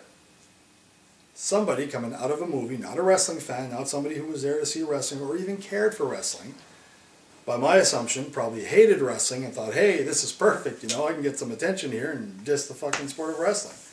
So anyway, she heard that and brought it to the media. That's all it takes. It just takes one cranky person to say, hey, this is what I heard. It's in a public place. It's perfect, you know. So that's what happened, is in the match, there was nothing said to a fan. I've never witnessed any wrestler look at, you know, a challenged person in a wheelchair or whatever the case may be, whether they're mentally, you know, disabled or whatever it is. I've never seen any wrestler tell anybody like that they're retards. I mean, personally, I think that probably the worst fucking thing you could ever do. I certainly wouldn't do it. If I'm a good guy, I'm going to fucking give that guy lots of attention. You know, it's just, for people to turn the story around like that really, really baffles me. Because of course it gives wrestling a bad name. It gives everything wrestling's about a bad name. But the story that you heard through the media is complete bullshit. Nobody called a fucking fan a retard. It was a wrestler telling the other wrestler he was a retard. And if somebody doesn't like that, go lock yourself in the fucking closet. After that incident, a few of the good wrestlers that UCW did have, mainly your students, Tyson, Troy, Krish, as well as Josh and Andre, left the promotion. Why do you think they left, and do you think they did it in a professional manner? Some did it in a professional manner. Some maybe not so professional. Each and every one of these guys, when this whole thing started, with the whole networking thing or whatever, I mean, I understand what was happening, because I mean, this is something myself, Pete, and Mike have always talked about. Not per se putting a plan in action, but we're always like, man, you've got all these guys like myself, Peter Smith, Mike Hughes, guys have been wrestling for a long time. We've all made a name for ourselves out here. And I mean, you know, we're all good wrestlers, you know what I mean? And the last few years, none of us wrestle on the same fucking card. Pete's wrestling with IHW, I'm wrestling UCW, Mike's doing this. Like, you know, Mike and Pete now are wrestling a lot in the same promotions again, but, you know, at that point, because this would have, when did this start? 2010? 11? 10? Something like that, yeah. 10, yeah. So, you know, I think Mike Hughes is definitely the one who put the whole thing in action, you know, which is fine. I mean, he was doing what, you know, he thought was good for the business, which is great. But, you know, Mike can't tell me what's best for me. You know what I'm saying? Like, would it have been best for the business, for wrestling, to have Mike, Pete, and myself on the same card? Absolutely. But for me, it comes down to, first, a personal decision, and of course, morals. And for me, and thirdly, I guess, aside from that more, is a payday. You know, I'm to the point now where I wrestle because I love it. I wrestle, you know, because it's in my blood. But a main factor is to get a paycheck, right? I don't do it for free, so for each, going back to where I was, each of these guys like Andre and Sexton, all these guys contacted me right away because, you know, they're all put in this predicament where we either go work with these guys or we work with those guys. And without any prejudice whatsoever, even guys like Sexton, where I told you earlier that, we're really close, good friends, he called me up and he's just like, man, and I told him all the same thing. I said, listen, everybody's a fucking adult here. You all got to make your own choices. So all you have to do, and I said this to each and every one of them, is sit down and just weigh out your pros and cons. Like what's going to be best for you? Is it going to be best for you to do this? Are you going to get more shows this way? Are you going to get more money? Whatever your priority is. Are you looking for more money? Are you looking for more shows? What is it? Whatever works for you at the time, this is what you got to do. You have to make that choice. I'm not going to tell you not to go here. I'm not going to I'll deal with my own decisions, but that's it. And so each one of these guys made a choice, And for me, I can't speak for them, but I respected 100% their decision. Most of them went to work for them. Some of them came back, some didn't. You have to, in wrestling, pretty much everything in life, but especially wrestling, you really, really have to look out for yourself. Because nobody's going to fucking do it for you. And bottom line is it came down to a personal choice for each individual. And they just had to figure it out by themselves. And I mean, the choice I made was, well, I can go do this. Would I've had more fun? In a sense, yes, to go with Mike, because I would have been wrestling with Pete and Mike, more often. But then I'm looking at it this way. Okay, if I join that network, or whatever you want to call it, every show I do involves traveling. I'm not into traveling too much anymore. Is Mike going to pay me what Chuck pays me? No. So, and for me, where I've got to deal with Chuck, where I pretty much work, if there's a UCW show, I'm on it, unless we discuss otherwise, whatever. So I would have took less shows, less money, more traveling. It's a no-brainer for me. I mean, this is what I have to do. So I just told the guys the same thing. You figure it out and do what you got to do. But, coming from me, personally, myself, you're not going to get heat over it if you decide to go work with them. Troy was the UCW champion when he left.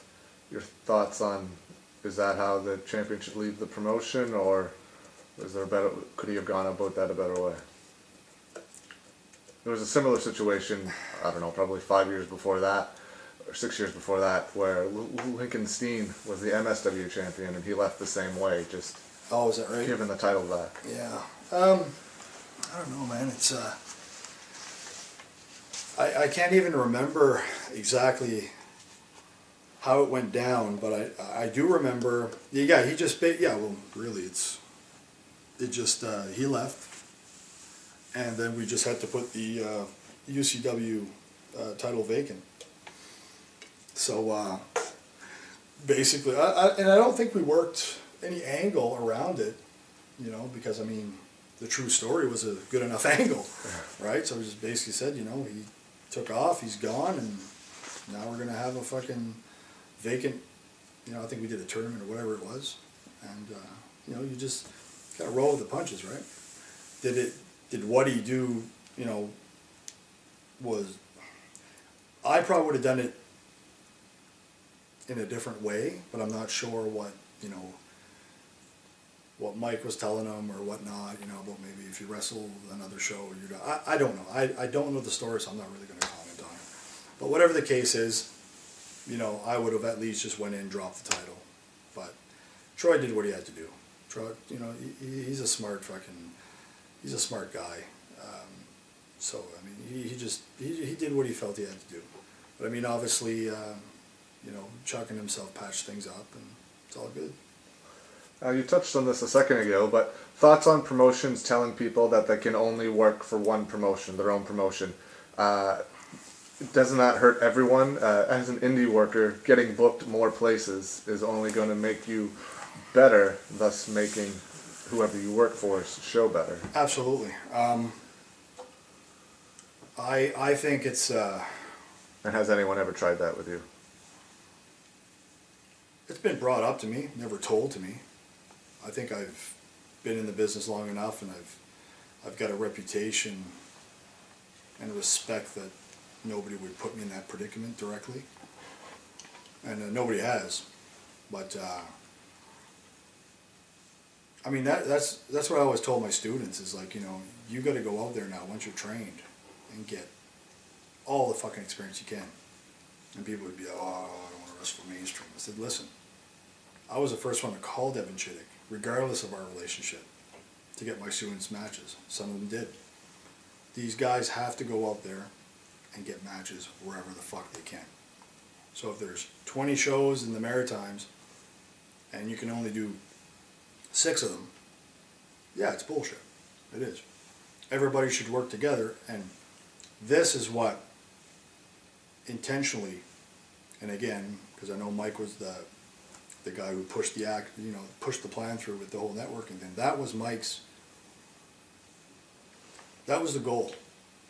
Get all the promotions to work together. That's what we've been talking about for years and years. You know, we're all like, man, why can't all the promotions work together? You know, you got UCW and fucking Nova Scotia.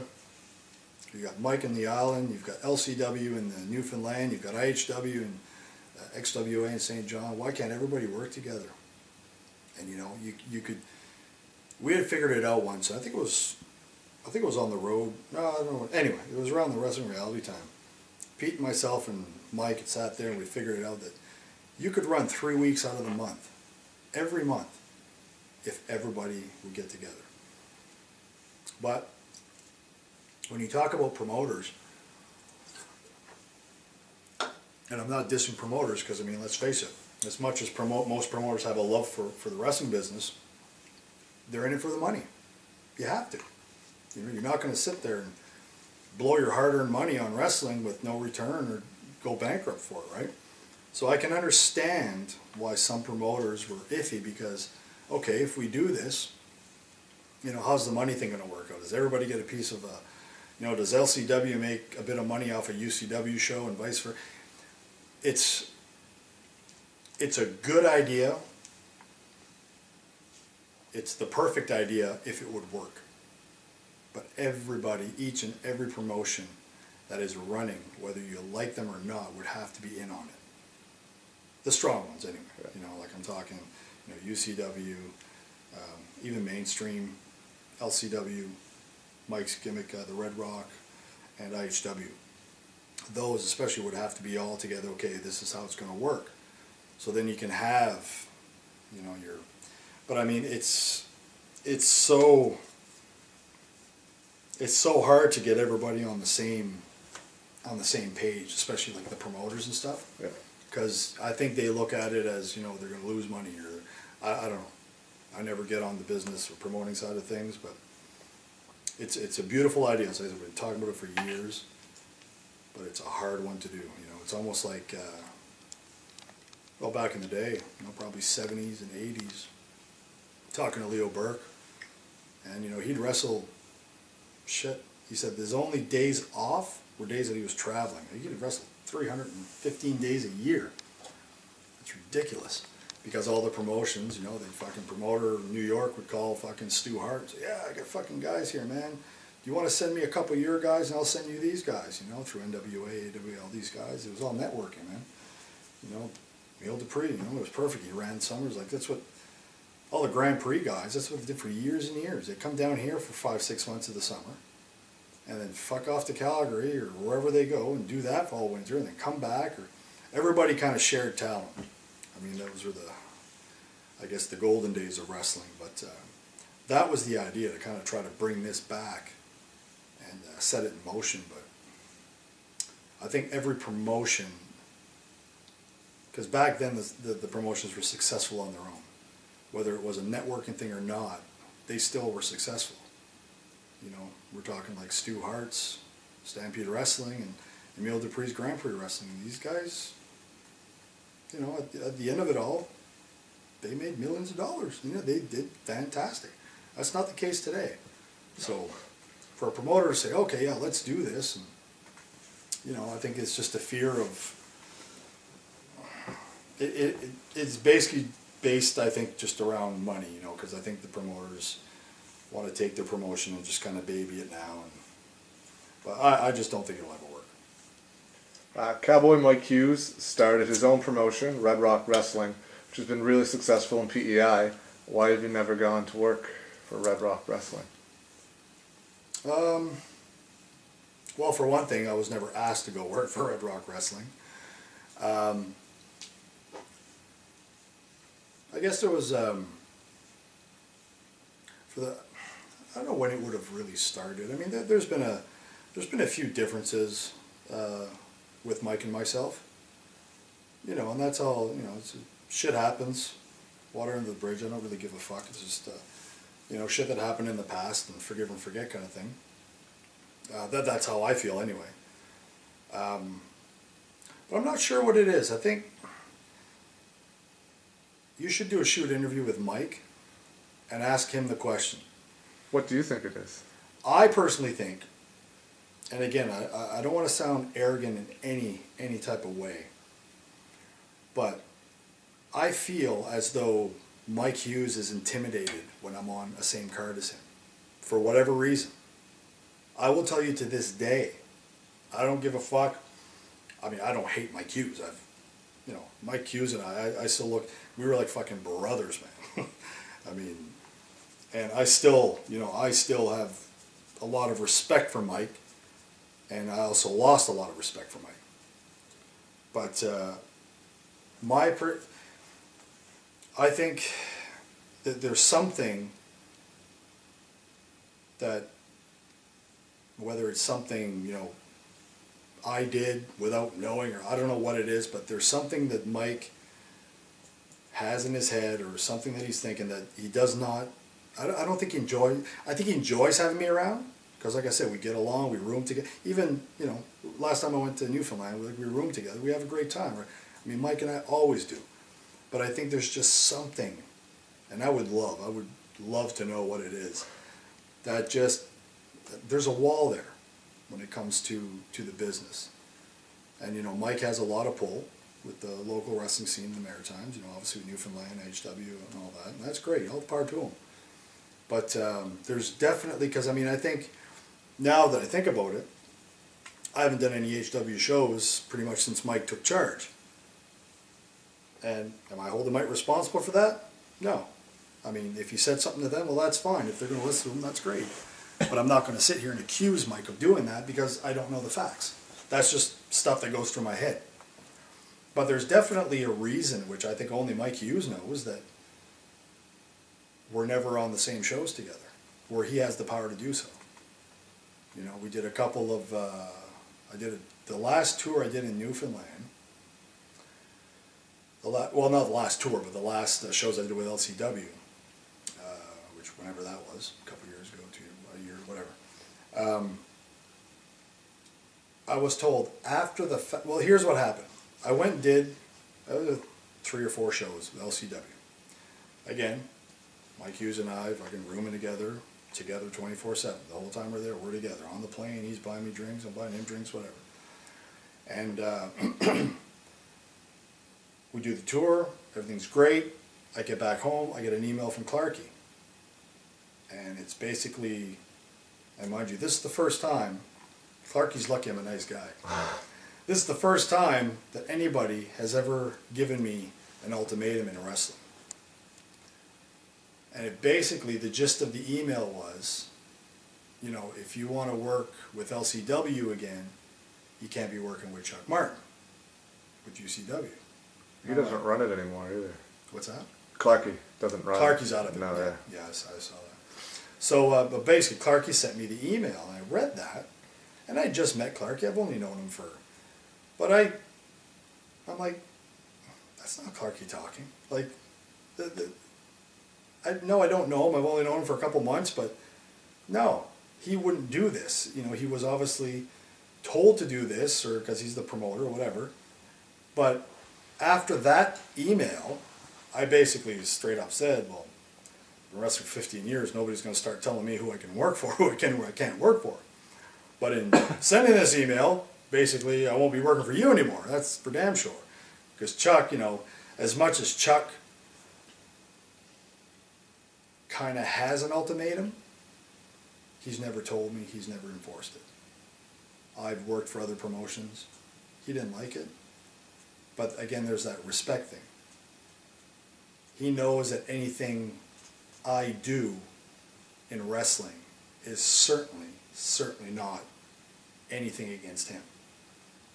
And out of respect, you know, like now, you know, I wouldn't go work for another promotion in Halifax, because that would be pretty much fucking cutting his throat, right? Absolutely. I would never do that. He's treated me well, with nothing but respect. Never got fucked over on pay. If anything, lots of time got a lot of fucking bonuses. Takes great care of me. And so for me to get an email like that coming from them, I'm like, you know, so I don't get to work 3 shows every fucking 4 or 5 months. Like, I don't care. You know, it was fun going, you know. I've wrestled in every fucking province, territory, mud puddle, and Indian Reserve in Canada. Newfoundland was the only place I'd never been. So I'm like, thanks, Clarkie, but I guess I won't be coming again. You know? But again, no heat with Clarkie whatsoever. I mean, because I knew those words, those thoughts weren't coming from him.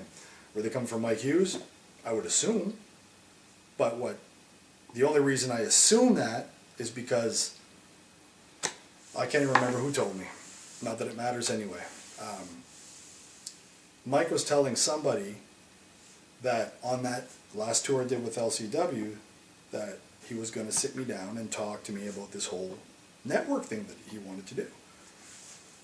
And I'm like, okay. And I was kind of thrown back by that, because I'm like, I was with the guy for like 4 or 5 days straight, rooming together, on the fucking plane together. Like, there wasn't a second that we weren't together.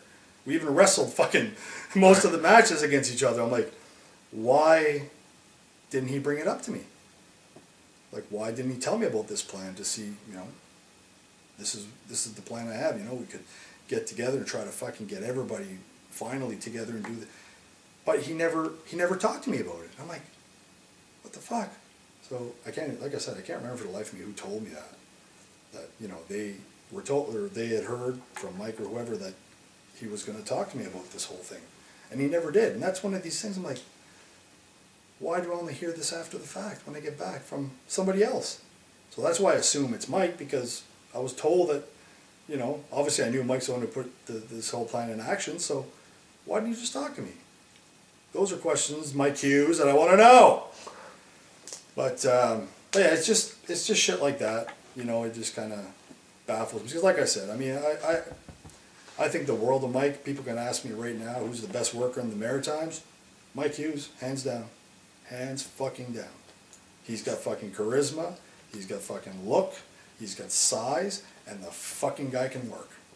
The guy's 6'5" and can fucking work like he's fucking 100 pounds. Like, I mean, it's... But yeah, I mean, you know, there's a loss of respect for Mike, but I still have lots of it. But it's just all over this little petty stuff. And I'm sure it'd just be a matter of Mike and I sitting down and having a conversation about it, you know, and everything would be cool. I mean, but yeah, that's pretty much the whole story and how I feel about it. Shortly after Mike started up his promotion, he promoted the 4th Maritime Cup. You weren't on that show. I guess we know why now. And I was just told today that I was the champion at the time. Wasn't it? Oh no, Titus got it. Titus got it. You won the WR title. On the Maritime Cup. On the Maritime Cup. You were a big part of the first 3 cups. What were your thoughts on not being involved with the 4th? You know what? I didn't really think much of it, really. Were you doing the talent? No. That was all Mike. Yeah. Mike did that one. And see, again, you know, yeah, that's kind of fuzzy in my brain because I never really put much thought into that one. But, I mean, I remember hearing about it, Maritime Cup. I was like, what the fuck, man? I didn't even get a phone call for it. You know, I just kind of... I remember you asked me about it. Yeah. Wasn't me? I know, it wasn't me. It was like, but, you know, again, it didn't affect me at all. I was just a little curious. Like, oh, it's funny to around, whatever. Like that's just me. Like I'm not one of these. Oh, I gotta be. No, it's yeah, it's just one of those weird things, I guess, that I didn't pay much attention to. One of your students won the 4th Maritime Cup, Chris Cook. Mm-hmm. Your thoughts on him getting that after the first champion was Bobby Roode, the second champion was Kingman, Peter Smith, third was Titus, and Chris Cook joins them? I think that's just a continuation of passing the torch along to the younger guys. You know, going from Titus and then Chris Cook. I mean, these guys deserve it. These guys are us, myself and Pete and Mike, 10 years ago. It's their time. I'm 40 fucking years old. I'm crippled like I'm fucking 75. My time is up. Like, I want to see the young guy. It's their turn. You know what I mean? That was my original idea for all of them, was have the main guys on the show, but have the tournament focused on the younger guys to help elevate them. But exactly. I got outvoted at first, and of course I listened, and it turned out perfect. But because you established it with Bobby going over to the first one, that it could mean something at some point in time, right? Yeah. I didn't get that back then. I just, Yeah. But I learned, and it made that's sense. No, and I mean, I'm sure there's certainly no regrets with any of the Maritime Cups. No. Fuck, they were awesome. Yeah. It seems to be the one show that always draws, doesn't matter where it is. I mean, the first show I ever promoted drew 400 people at the Forum. The second one drew 880 in Kentville. The third one drew almost 1,000 in Halifax, and it's not even like they were close together. They were years apart. It's. And you know why? You know why they fucking draw? Why? Because you've got all the top maritime talent there. Yeah. Never had a name on. That's Bobby. Yeah. Bobby was unadvertised. But Bobby is considered a maritime wrestler. And he wasn't even advertised for the third one. Yeah. Pete was supposed to have that spot, but Pete tore his hamstring and his bicep. And I called Bobby on like 3 days' notice, and he was like, "Yep, whatever, I'm in." Yep. And I'm like, "Thank God." Yeah. And that's why the Maritime Cup, because I think the Maritime Cup, except for the last one, obviously, I think was the one event, promotion, whatever, that you got to see the best of the best in the Maritime. Yeah. In the Maritimes, because you don't see it in any individual promotions anymore.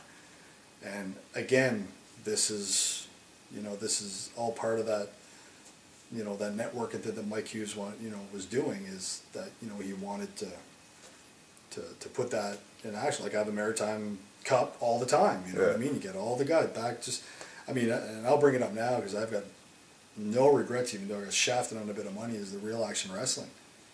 Everybody that was involved with Real Action Wrestling 2001, everybody that was in the crowd watching, anybody who experienced Real Action Wrestling in any way, shape, or form, always looks back now and think, fuck, that was good. Like, would give anything to get it back. To get that roster back. But that roster was us. Yeah. Of course you got Bobby, went up there. You got Kurgan, but man, like the talent that was here for Real Action Wrestling, for a bunch of indie guys that just went out there and busted their fucking ass, it was incredible. Yeah. I mean, anybody, and I'm sure you can ask Peter, you can ask Mike, you can ask myself, anybody who was involved, if you ask them what was the best fucking time in your wrestling career, probably Bobby Roode as well. Yeah. Just because he's in TNA, world champ, he'll fucking tell you. 2001, man, that was the best fucking summer because the wrestling was fucking amazing. The crowds were fucking great. And fuck, did we have fun. Even in 2002, when nobody got paid, I remember Scott Savage, I asked him, I'm like, would you do it again if you knew you weren't going to get paid? He was like, absolutely. There's nowhere else in the world I'm going to be on a roster for 3 months with this kind of talent and learn. He was like, learning was way more than, the experience I got then was way more than I would have gotten anywhere else getting paid. Absolutely. So, and it just made him better. Yeah, it was just incredible. Like, if that could happen all over again. But yeah, it was, man, 2001 Real Action Wrestling, I'll never. I talked to Warren Olson. That was when I started coming around. Yeah. That's right. Yeah. But yeah, I still talk to Warren Olsen quite a bit. We've kept in touch over the years. And, I mean, we're pretty good friends, and I'll tell you, we talk about that all the time. Yeah, Brian came to a show in Cape Breton one time. Oh, yeah. And talked about it, yeah. I mean, both these guys, I mean, some people, because of the, they got fucked in pay and stuff, I mean, they didn't personally fucking deliberately do that. Yeah. It was a business that went fucking sour. Did they fucking play the cards like they should have? No, but they just wanted to fucking, people say that are still bitter over it, say, oh, they just fucking made us work for free. They knew they weren't going to pay us. No, they didn't. They were just fucking banking on the fucking people showing up, and, shit happens, man. Yeah. But even the fucking guys like Scott Savage, everybody got fucked, they would do it again. Yeah, Sarah Stock. That's where she got her start, and look at her now. There you go. Best in the world. And talk to her, she'd probably be like, yeah, fuck yeah. You know, I haven't talked to Sarah in years, but man, it's good times, man, good times. Yeah. During the summer of 2010, you had a chance to work with a fantastic wrestler in Charlie Haas. Your thoughts on wrestling him and the matches you had? It was, oh my God, it was a pleasure working Charlie. I was never a big fan of Charlie Haas as far as like a Mark's perspective, you know what I mean? Like when he was, I think he was better here than he was when he was on TV. Oh my God! Well, that's kind of what I'm getting at, because I actually had, after he came down with UCW and I had matches with him and I got to know him and got to hang out with him. That's when because I really couldn't remember him. I remember the tag team. Yeah. Jim Dracker. Is it Jim Dracker? Shelton Benjamin. Benjamin and world's greatest tag team. They were with Kurt Angle. I remembered it, but mind you, I haven't watched WWE on a regular basis. I don't watch it at all now, but I mean, shortly after I got into wrestling, I stopped watching wrestling. I just kind of watch it here and there, so I didn't really know. But I had to go back on YouTube and see what Charlie Haas was like. So I would have remembered a guy like him, but he was totally different. Yeah, he was better. He was just kind of, the hair was different. Yeah. But now you got in there and it's like the intensity. Yeah. Like, I was just like, wow, like he's so good at what he does and so believable that when I'm in the ring working him, I'm starting to believe in his gimmick. I'm like, this guy's gonna fucking kill, because he's so intense. But that is so good, because even though I'm not that intense as he is in the ring, it makes him and I, we just clicked, and I've got nothing but good things to say about Charlie Haas. I mean, I think he's a phenomenal worker. He's in fantastic shape. Yeah. And I think I worked 3 or 4 matches with him, 3 at least, and I'll tell you, a lot of learning.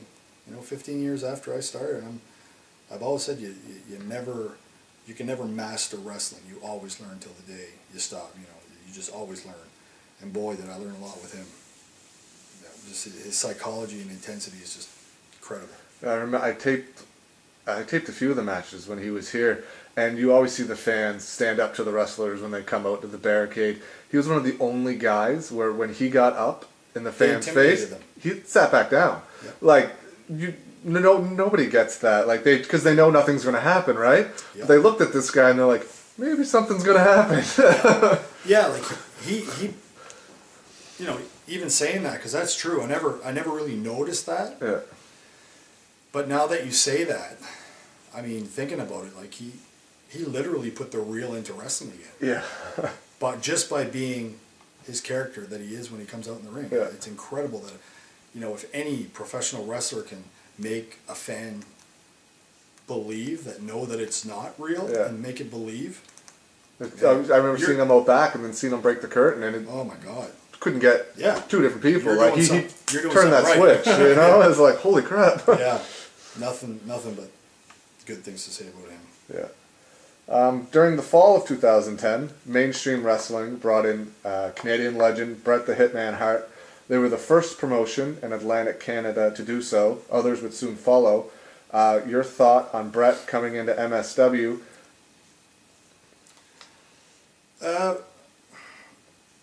I mean, when I heard about it, I was like, okay, that's cool. You know, Brett's coming down here. He's never been down here for indie promotion and stuff. That's great. At the time, it was just so happened that at the time there was, I forget what it was. It was kind of the only little, we didn't have heat, but there was a misunderstanding, and of course I can't fucking remember. That was my next question. How come you weren't on that show? Yeah, well, that's what I'm trying to get at, because at that point, Chuck and I, there was something going on, and I think it was something to do with, like, I didn't get booked on a show. This was before we had, like, our kind of verbal agreement and stuff. Anyway, there was something going on, and I'd been in touch with Devin to work the show. You know, for one thing, I went to see Brett again. You know, it'd been years since I was up there and got to hang and chat with him. So, you know, just to be there, most just to see Brett would have been great. So I had a couple brief talks with Devin, and you know, he basically didn't say I wasn't, you know, he said he was interested in getting me on the show. You know, said we'll talk, blah, blah, blah. I said, okay, cool, whatever, nothing more than that. And then there was something that I said, like, I forget what it was. It was something like, you know, can't wait. I guess it was almost my fault because I assumed that I was on the show.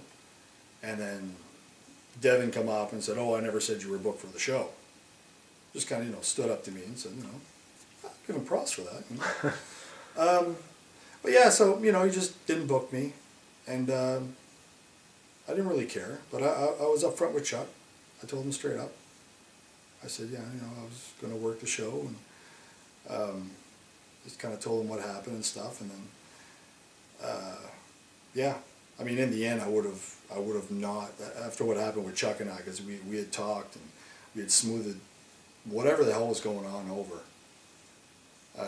It was over a couple of bookings that I didn't get with UCW, and that's, anyway.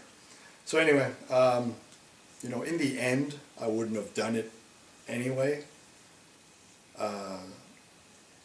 as long as I would have still had that same discussion with Chuck prior to. Because, like I said, we patched things up, Chuck and I. Like I said, it wasn't heat or anything, it was just miscommunication.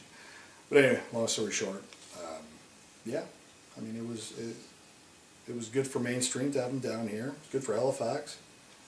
Didn't seem to affect our draw that he was here a couple of years prior, when Brett came back with UCW. So I mean, it all worked out good. But you know, I was a little. I wasn't. I've never had a whole lot of respect for Devin. Never really had heat with Devin, just because, I mean, all the stuff about Devin Chittick is all he said, she said, you know, like this guy says stuff about Devin. I haven't really worked for Devin enough to really have an opinion. You know, people, oh, he's fucking shady, he doesn't pay me, he's sleazy, this and that, and he fucked this. You know what? I don't care. I'm not a gossip kind of person. I couldn't fucking care less if fucking Snooki had sex with a German Shepherd or whatever. I just don't care for gossip at all. And, but yeah, it just, you know, I only worked for them like, what, handful of shows. Yeah, not very many. Yeah. There were years before that. I remember you did one at Doolittle's. Yeah, a couple of Doolittle's, did one in Digby, an outdoor show. Oh, right, yeah. I remember you got changed in the car and locked. Yeah. I changed in my uncle's fucking Dodge Shadow. Yeah. It was awesome. But yeah, just, you know, I mean, there's no heat with me and Devin. Do I respect him? I respect him for working hard. I mean, he's been going out. I was just going to say, people can say what they will. 99. Peter Smith and I think Peter's the one who actually who said that to me. And I'm like, you're right. That Devin's been the guy that's had the same promotion running the longest here. 14 years. So I mean, you got to give him something. Yeah. You know, for that I give him credit. Yeah. You know, I can say what I want. I can hear all the shit I want. But Devin's never fucked me with pay. Whatever he guaranteed me, he paid me. Never promised me anything that I never got for the little shows I did. So if I'm going to believe the shit that I hear from other people, you know, I may as well just be a piece of shit myself. I mean, I'm just big on, you know, I'll make my own opinion of a person. I'm not going to listen to what he says. Somebody come with me. My best friend could tell me, oh yeah, this guy you're going to meet is a fucking piece of shit. Don't fucking talk. Sorry, man. I'll make my own opinion. Yeah. It's just the way it is. Do you think MSW getting Bret Hart in first made it easier for other companies to contact them and convince them to come in? No. Bret Hart is Bret Hart, and Bret. That's his life. Wrestling is how he pays his bills. It's what he does. So whether it's Devin Chittick, Vince McMahon, Chuck Martin, or fucking Dixie Carter, I'm sure if she paid the right amount of money, he'd be there. Like it's business. If you're gonna pay me my premium to come down, I'm gonna go work for you.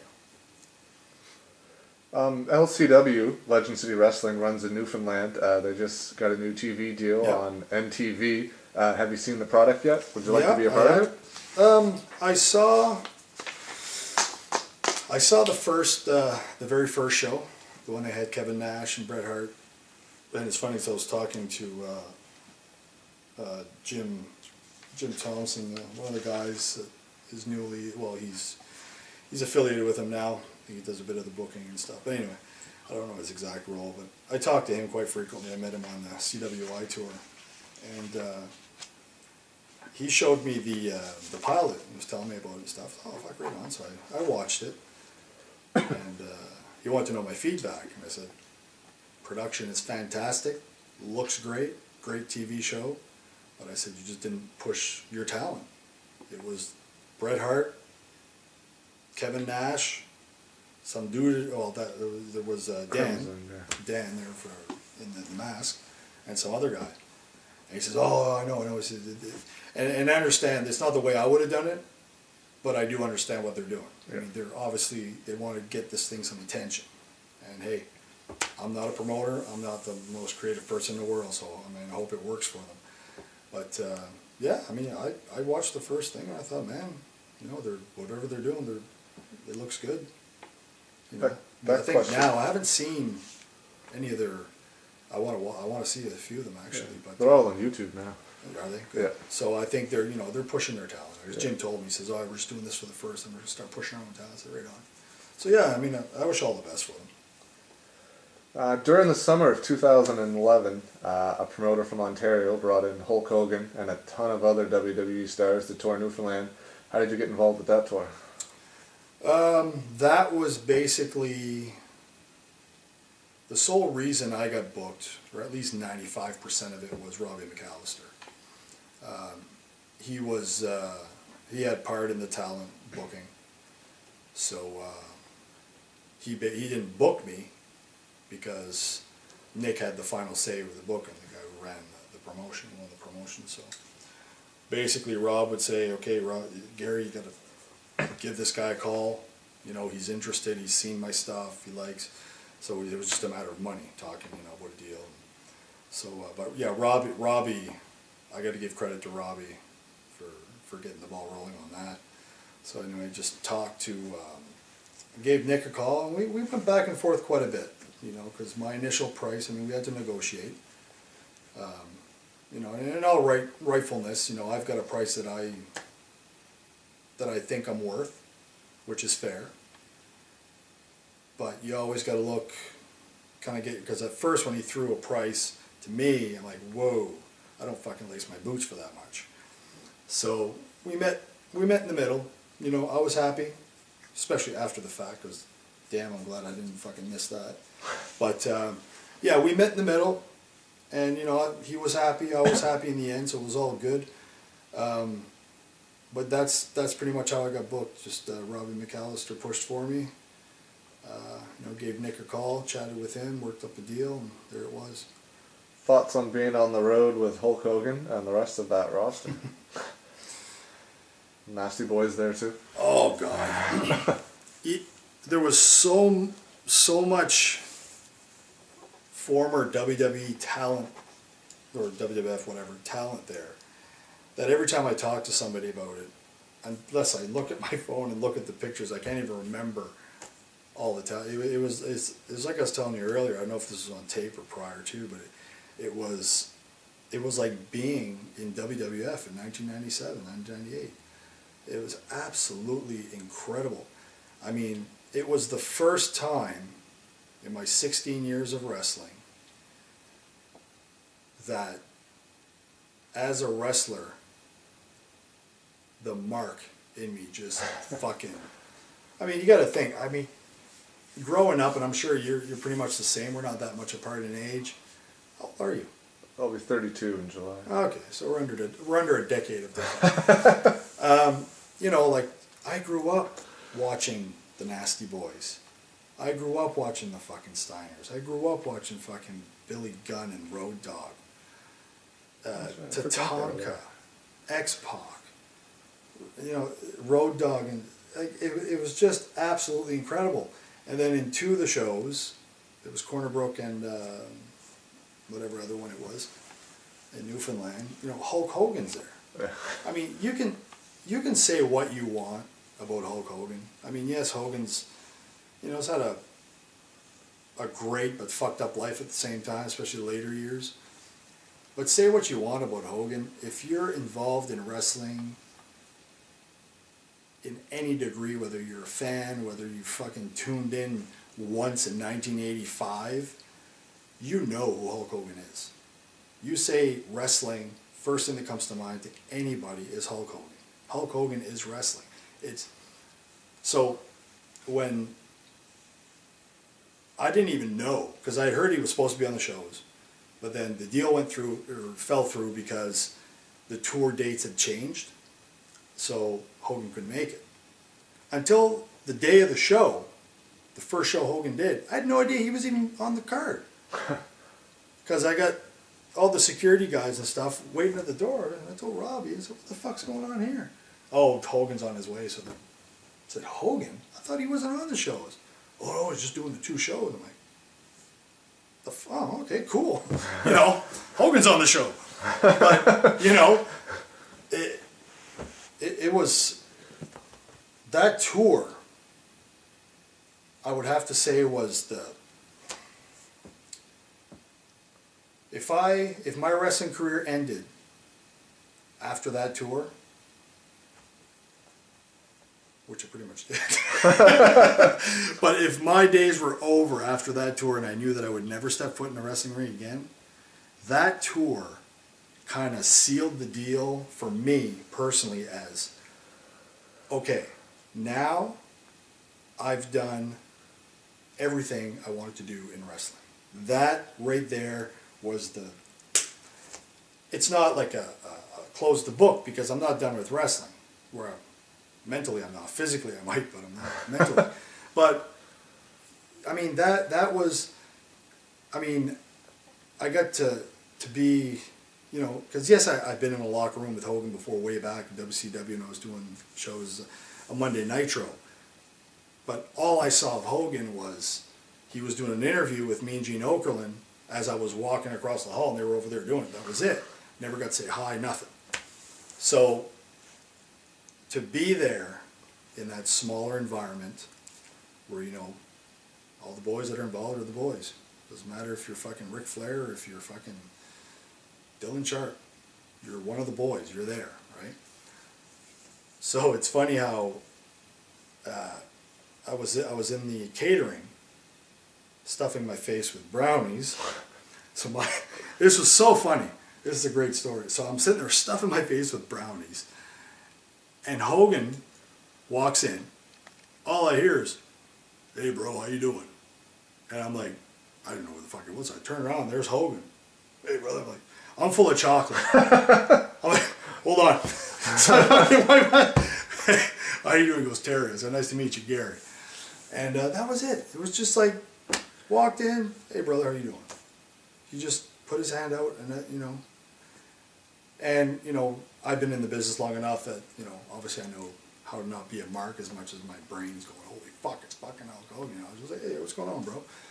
But I've never been a starstruck kind of guy anyway. But it was the coolest thing to. I don't know what it is with Hogan. It's like Adam with Edge.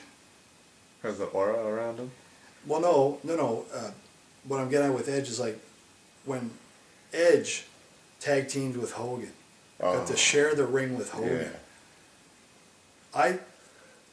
I mean, I would have to ask Adam about this, but I would assume that if his career would have ended after that, he would have been okay with it. Because Hogan is the... he talks about going to WrestleMania 6 and sitting like 30 rows back and watching Hogan, like, right? You know, Hulk Hogan, say what you will about him, man, Hulk Hogan is Hulk Hogan. Like, he is wrestling. And to be sharing something with him, like to be, whether you're wrestling him, whether you're in the same arena, on the same show like I was, or in the case of Adam Copeland, where he was in the ring as a tag team champion with him, you've got this overwhelming feeling of satisfaction of like, I've done it. You know, you really, aside from financially, you can't really do much more. You've been on, you know, I got to wrestle a shitload of my, you know, heroes growing up, and I got to meet pretty much all of them except for the ones that died. Yeah. So for me, that tour, that whole, you know, Hulk Hogan thing, and that was it for me, man. That tour really, I guess, put peace at mind when I think about retiring, or when I think about when it's going to end. Doesn't matter. I got to do that. I'm okay with it now. But, you know, then I get to St. John, New Brunswick, and fucking Mick Foley's there. Oh my! And I mean, obviously I was a huge fan of Mick Foley, especially Cactus Jack. That was fucking nuts. But I got to meet him, you know, like I said. I'm trying to think of what I'm forgetting that was on that tour. You know, X-Pac, and just sitting in the dressing room and having beers after the show in the hotel room. And just being a part, for me it was like being a part of my childhood history. Like what I used to, you know, not saying that, I mean, X-Pac's the same age as me, but he broke into business way before I did. Yeah. So I wasn't a kid, but you know, in my late teens, I only started when I was 24 years old. So when I was 18, 19, at the peak of my wrestling fanatics, you know, I was watching these guys on TV, and I was sitting here having a beer, you know, just fucking chilling and wrestling with these guys. You know, I got to wrestle in the ring with X-Pac on that tour. So it's overwhelming, but so fucking satisfying. Thoughts on the fallout of that tour? The police getting involved because a lot of the stuff was left unpaid for by the promoter in Newfoundland. I really don't know what the story was. I just don't get involved in that kind of stuff. It's none of my business, for one thing, and as I said earlier, I stay out of the politics and the gossip bullshit of wrestling. From what I did hear, because I mean, you know, obviously I know the two sides of the story, but Nick had got a guy to do the local promoting and stuff, get hotels and all that stuff done to get it for him. But apparently they were accusing Nick of not paying the hotels, and they were accusing Nick of, you know, not paying a bunch of stuff, venues and stuff like that. I'm like, well, this guy just brought in Hulk Hogan. You know, the finances are there. I mean, I briefly talked to Nick afterwards about the whole thing, and I honestly believe that Nick had, you know, Nick did his part of the deal, and the rest, you know, happened. Where it came from, the hotel, I really don't know. I really don't even feel comfortable talking about it because I don't know the facts. I don't know what actually happened. I know the people from, you know, both parties on either side. So, I mean, I just think it was more of a misunderstanding. And, you know, hopefully, you know, if there was any damage or, you know, financial damage done, which I know there was a little bit to somebody, you know, they're doing okay and they'll get over it kind of thing. But I mean, I don't think it was intentional. I really don't. I think it was just something went wrong, or I don't know. I really shouldn't even comment, but I mean, I don't put blame on Nick for sure, and I certainly don't blame who he was blaming, or who got blamed for it, or who put the I think it was just somewhere along the lines. It was just fuck up, a miscommunication. I don't know. You're one of probably only a handful of wrestlers that have wrestled in every province and territory. What does that mean to you to have been able to do that? I mean, it means a lot to me. I mean, obviously, somebody who's achieved making it to WWE or other big promotions or even independent wrestlers. I mean, there's tons of guys out there that have wrestled around the world without ever being with the big, the WWE or TNA or whatever. But I am perfectly. I never really set a goal for myself beginning wrestling. I was just a kid that, loved wrestling, wanted to get into it, got into it. Of course, had the dream of going to WWF and all that stuff, but as I start wrestling, I mean, that's when I did all my growing up. I mean, I just, growing up in Moncton, I was just, regular guy doing regular things, had dreams just like everybody else, and I managed to fulfill them. But I never made huge goals where it's like, I'm like, this is what I want to do. Whether I make it to WWE one day or not, doesn't really matter. Because the second I stepped foot in that ring on, I want to say May 24th, 97, I think it was in Truro anyway, my first match. As soon as I set foot in that ring, my dream had come true. I got to be a professional wrestler. So, luckily my attitude was pretty good throughout my entire career, and I never set goals that were impossible to achieve, or just hang myself if I didn't make it somewhere. So I mean, I'm perfectly happy with the way things worked out. And of course I forgot the initial question. What did it mean to you to be able to wrestle in every province and territory in Canada? I've rambled on. But getting back to the question, leave it to me to ramble on.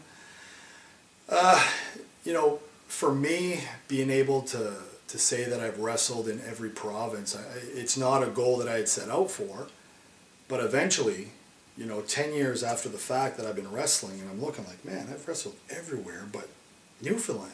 And I'm from New Brunswick, like, so close, but it's the only fucking... It's closer than the Yukon. Yeah, at some point, At some point, it just came to me that, man, I gotta wrestle there someday.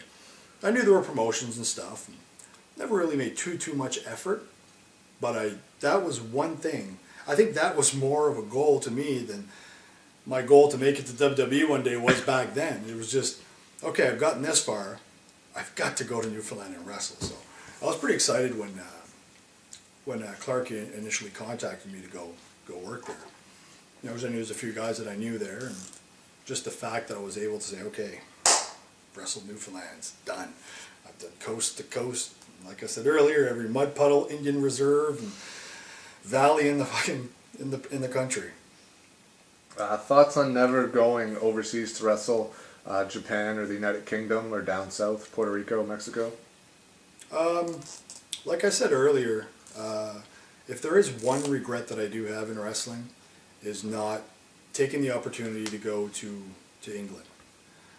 Japan is always a huge deal for most wrestlers, pretty much all wrestlers. And of course, given the opportunity, I would have went. I did have an opportunity in 2000, I want to say 2002, 2001, around that time. Bad News Allen had a deal with, I think it was Tokyo Joe. Anyway, he had some affiliation with Japan. And myself and Steve Rivers from Calgary were booked to go up.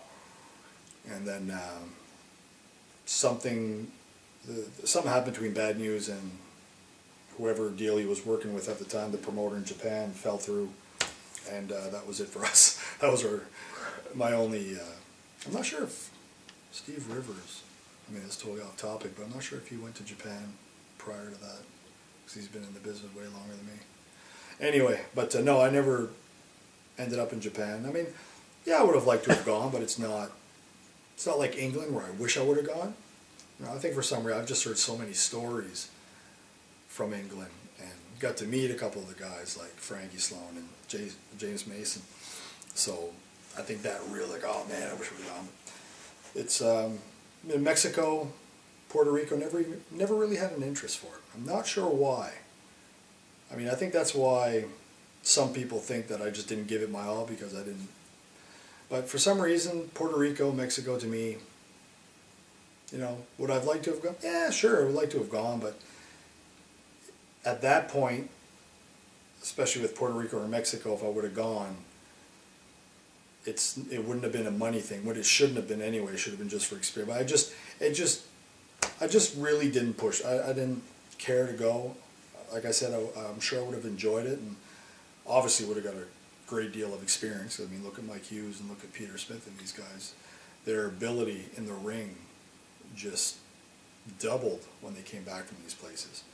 So, you know, it would have been great, but England's the only regret. Rene Dupree recently did a shoot interview. They asked him about his first match. He said it was with you, and that you worked him almost every night on his first tour. What are your memories of those matches? Rene Dupree. God love that kid, man. Yeah, Rene, it's funny. It's I just talked to Rene a couple of days ago. It's so fucking nice to hear from him again. Yeah, Rene, when he broke in, because I was working with Grand Prix every summer, of course. And Emile told me, oh yeah, Rene, he's going to start, he's going to come, he's going to wrestle with us. I'm like, wrestle? Fuck, isn't he like 13? Oh, Jesus Christ. Fucking 6 feet tall, 210 pounds. All right. So I come down, because I'd seen him before. He was just a little kid helping set up the ring and shit. Then I show up there that year, I was like, fucking big jacked up. Anyway, yeah, we wrestled our first match together. Before the matches... was it your first match too? Or just no, they're his? He was started in, was it 98, I want to say? Yeah, he was 14, so whatever that was. Yeah, so I think it was 98 when he started, the year after I did. Yeah. And so I was living in Calgary at the time, so I drove down with Massive Damage. It was 98. Yeah. 98, yeah. Massive Damage and I drove from out west Calgary to here in a red Ford Topaz, 2-door. Interesting. But we made it there and back, or here and back, should I say. And so we get there a couple days early, and Emile had his ring set up in the backyard. Summertime, it was nice out. So Emile had no plans on putting Rene and I on the card, working together. But Emile said, oh, you should go in there and do some stuff with him. Just because Emile wanted to brag his son, right? Mm-hmm. As he should. So I went in there and we started fucking around, Rene and I. I mean, obviously, whether it's coming from a wrestling family or not, he was a natural. He got it. And we just gelled. Went in there, just fucked around for a few minutes, and Emile said, Jesus Christ, you know something? I think I'm going to put you and Rene. Yep, you guys are fucking good in there. So he just went and booked us. And I shit you not, Rene and I talked about this a few years after the fact, probably 2000 or something. And I wish I did it throughout my whole career. I know Chris Jericho did, fucking. But I used to his write, matches. Yeah, I used to write down. I still have the book of probably my first 200 matches, or more than that, probably 500. And but anyway, I used to write everything. Who went over, where it was, what city, everything. How much I got paid. And but I was counting at the time, and Rene and I were just laughing because we had worked, well, in 98, oh my God, we must have had probably 30 matches together. And but we had counted, it was over 70, I think it was around 74, 75 matches that we had together, and from 98 to, I think it was 2000 or whatever it was. But yeah, I got to work him a lot. But I mean, he was a complete natural. And it's funny story. because it was him starting off. I mean, I was green as hell too, but you know, I had a year in the business, got to work a lot of shows in Calgary and out west. So every night that I was wrestling him, because I was wrestling every fucking night, 7 nights a week, just to teach him stuff or get him used to it, I would throw in, we'd mostly do the same match, but I was always throw in a different move every night. It's like, even I think one of the first nights he gave him a suplex. He'd never taken a suplex. It's like me, I never took a suplex till my first match. So he gave him a suplex, boom, oh, that was cool, you know.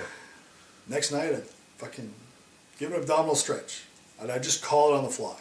Wouldn't say it, just like, here's the move of the night. I'd go in and just whatever. But I used to just to get him to experience, you know, what this move feels like, right? Just to help him out. So yeah, it was a good run with him. You haven't seen the DVD yet, but no. Renee opens up in complete openly about his drug use in the past with somas and Vicodin and steroids and cocaine, and even on Wrestling Reality, Peter Smith did steroids on camera. What are your thoughts on those guys being so open now with that stuff that years ago you'd never have mentioned? Yeah, well, I mean, that's the thing. I mean, I really got to watch. I could be here for an hour talking about this. I mean, yeah, of course, years ago. I mean, years ago was years ago. It was so different. I mean, people have evolved, so to speak, in the reality of life. It sounds ridiculous, but what I'm trying to say is, like, people didn't know what they know now. You know, somebody that takes steroids nowadays, 90% of people are like, yeah, so what? Like, we've heard all this before, yeah, whatever. Where 20 years ago, like, oh my God, like, you know, unless you're the media nowadays, because steroids will kill you. That's the devil. Yeah, they have no idea. Anyway, please don't get me going on that one. Calm down here. Good old scapegoat steroids. Yeah. Anyway, so yeah, I mean, it's just a different time, you know, and you know, with Peter Smith doing that on camera, I think that was, you know, more so just, you know, that'll give us some fucking ratings. It's a reality show, isn't it? Let's give them reality, right? So, I mean, not that it was the question, but I don't see nothing wrong with it. No. I mean, I just think, you know, if you're going to do a reality show, make it real. And, you know, that's just part of wrestling, you know. Not saying everybody does it, but, you know, a big part, not just wrestling, just every sport out there, yeah. Which is, you know, no secret anymore. And as far as Renee goes, you know, talking about, I mean, hats off to him. The last time I saw Renee was shortly after he was done with WWE, when he got released. I don't know what year that would have been. He said it was like 2007 or 8, I think. So I would have seen him right after he got released, within that year. Yeah, it would have been 2008, 7, because I was living in Moncton at the time. Renee called me, yeah, awesome. So we went and chatted up.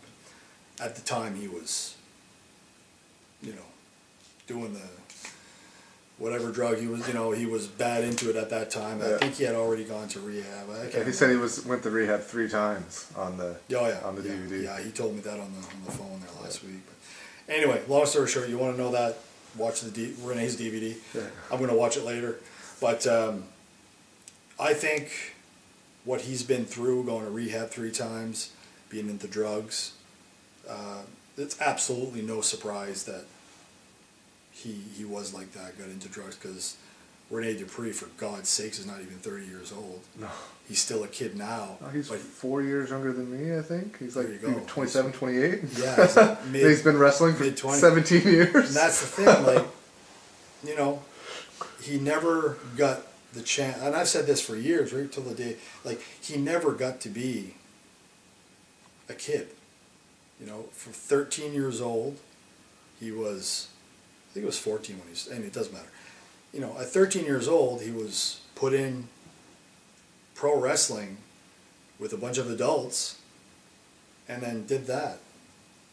Went to high school, As soon as he graduated, boom, contract with New York. Yeah. So he never got a chance to be a teenager. He never got a chance to be like everybody else got to be, because he was given that. So for him to stray that way, especially in the wrestling business at that time, because wrestling was way worse back then, 15 years ago, with the drugs and all that, where nowadays the fucking boys go back to the hotels and play video games, which I think is fantastic. But yeah, back then was a horrible time for the drug thing and all that in pro wrestling. And of course it resulted in a lot of deaths. But I think him talking about it, telling the world, I've never been to rehab, probably should have been a few times, but I think that's healing for him. To don't hide nothing. Just this is the way it is. This is what happened, and look, I'm fucking clean now.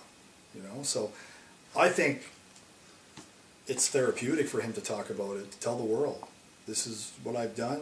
It's no secret, So he's got nothing to hide. It's all out there. It's off his chest. I think that's, for him to talk about it, is the best thing he can do. Could you tell us the story about the time you watched yourself wrestle Billy Gunn on Heat in a bar? Oh God, that one. That was a fucked up night. Did I not say that story on the first interview? No. Fuck. All right, so basically, my first TV shot with the WWF at the time, WWE, everybody knows that. Of course, most people that'll watch this will know that I did a TV taping with Billy Gunn. It was Monday Night Raw in Calgary, Alberta, at the Saddle Dome. It was for a taping of Heat or whatever. So anyway, the show was at the very end of May, last week of May, that we did the taping. And because mine was the 1 hour weekend show, the Heat, it was on the following Friday or whenever it was. Sunday, yeah. Whatever, yeah.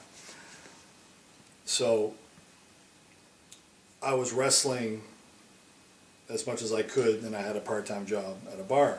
So the week before, there I am in the Calgary Saddle Dome, packed house, 18,000 plus, with the World Wrestling Federation. I'm like, here I am. I'm like, there's Steve Austin, there's The Undertaker. Like, I'm there, and I'm wrestling fucking Billy Gunn on fucking national TV. So, obviously, needless to say, I'm at the fucking peak of my life. I'm like, wow, this is it. I've made it. Like, this is fucking crazy, the emotions going through it. I was just like, wow, like I went from wrestling in a fucking Indian reserve with 150 people in the middle of nowhere, and here I am now, like, as high as you can go. Like, this is it. This is the top. So I'm on a fucking high, like, man, this is. So anyway, I did the Monday in Calgary, and then we did the SmackDown the next day in Edmonton. So that was it. After that, went back to Calgary, so I was living at the time. And so like I said, I was working at the bar, the Cecil Hotel, one of the dingiest, dirtiest, fucking crack-infested bar in the Calgary. Shut down now, thank God. Thanks to Leo Burke for that job. Mon étoile. So anyway, I had a shift the weekend after I did the Raw thing, and it was actually my birthday, because my birthday is June 2nd, and I'd done the Raw show the week before, so it's my birthday, going to work, like, oh fuck, whatever. And I never even realized, I'm like, oh shit, like I don't know what it was, because I know my show was playing on Heat, and it was playing on another 1 hour show, and I was gonna watch it on the other show, didn't realize that Heat was on before. So I'm at the bar, and fucking Heat starts up. I'm like, because we had the big screens, of course, and I'm sitting there bartending, and I look up, and I see fucking Heat start. I'm like, and it's from Calgary, so I'm like, fuck, my match has to be on here, because I knew Jacked was the other one. Yeah. I knew Jacked in Metal or whatever. Yeah, so I knew it had to be that show, and I'm like, oh, fuck. And then most of the people at the bar, obviously Leo Burks was working there for years. They all knew him. They knew that he got me there, and everybody knew I was a wrestler, all the regulars. So now everybody turns their attention to the TV because they want to see me on TV. And I'd have to say it was probably... It's really hard for me to explain. I'll tell you, the first thing that comes to mind is a total mind fuck. For a person, and in that case myself, I was there on top of the world. Everything I always wanted was right there. Here I am, I'm at fucking, this is it. Like, doesn't get any higher than this. And then a week later, I'm at a bar, slinging drinks for $10 an hour, watching myself on the big screen for the World Wrestling Federation. And I'm like, it just fucked me up. Never saw it coming. I was excited to watch myself on TV. But everything just kind of, I think that tends to happen to me. Everything booms on me. I'm fine for years and years, and all of a sudden, one day, everything just bang. Then I fucking lose it. But yeah, it was just, I looked, and everybody's, oh, there you are, everybody's happy, and I'm just pissed off. I'm just not pissed off. I put up a good front with the guy, thank. But I was just like, this is fucked. How can you be on top of the world 1 week, and the next week you're, what I felt, bottom of the fucking barrel. I'm slinging drinks to a bunch of fucking drunks, watching it was just, man, I can still remember watching it, and I wish I could have seen my face because it must have just dropped. I was like, probably a look of disgust on my face, where I was just like, okay, I should be extremely happy right now, but I'm like, this is fucked. Like, how can I be there? Like, just the fact that I was where I was at, working at the bar, not really happy about my job, watching that on TV, it fucked with me big time. And yeah, it was fucked. That's all I can say. Mind fucked. That's my word of the day. Tell us about playing bartender to Leo Burke and the boys on the road. Must be something I forgot. Cinder told me to tell that story, or ask you that story. Playing bartender. Cinder, you prick. Oh my God. Do you know anything about this? I don't. Because people have to realize there's a couple years of my life that I'll never get back, hence what I was saying I should have been to rehab before. There's a couple of years that I really, a little bit fuzzy. Well, we can come back to that one. Yeah, because I know if I can get a little hint. No, remember we were here and we did, oh yeah. No, I have no idea what he's talking about. Thoughts on Peter's new wrestling school in Moncton, and will you be going up to teach at all? Yeah, definitely. I've already talked to Pete about it, and the next time I'm in Moncton or whatever works out, definitely going to go in there. And I think it's fantastic. I mean, even years after the fact, I still get emails all the time. If in all honesty, which is not a lot, but considering that I haven't done the school in so many years, I still get a dozen emails a month. Right. Just, I want to train. And I always send them to Mike Hughes. I said, contact Mike. Chuck had the thing going for a little bit. If, when Chuck had that going, I'd say, well, because most people that are contacting me are usually from Nova Scotia, Halifax area. And they can't travel or whatever. So I tell them, well, if Chuck says something going, I send them there. And if there's nothing, if Chuck doesn't have his school going, I'll say, hey, listen, go see Mike. I think he's got I couldn't even tell you if he's running a school or not. But anyway, so now that Pete's got this, I think this is fantastic for the area. Because, right now there's, as far as my knowledge, there's nowhere to train. And with Peter Smith, you're going to get damn good training. You might get the fear of your life a few times, but you know what? If wrestling's what you want to do, and you're in the area, that's the place to go. You won't get any better training than Peter Smith. And you'll have myself coming down.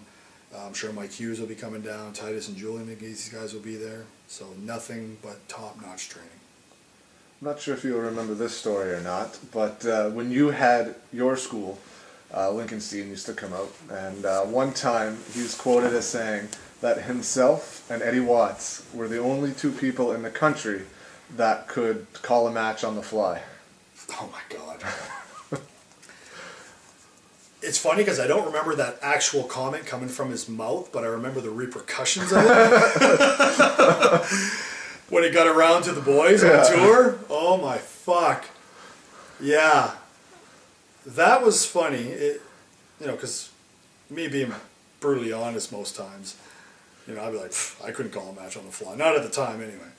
But yeah, he got fucking ribbed so bad for that. Yeah. Especially, of course, you know, Peter Smith's find this out. Yeah. Come on. But yeah, that was funny.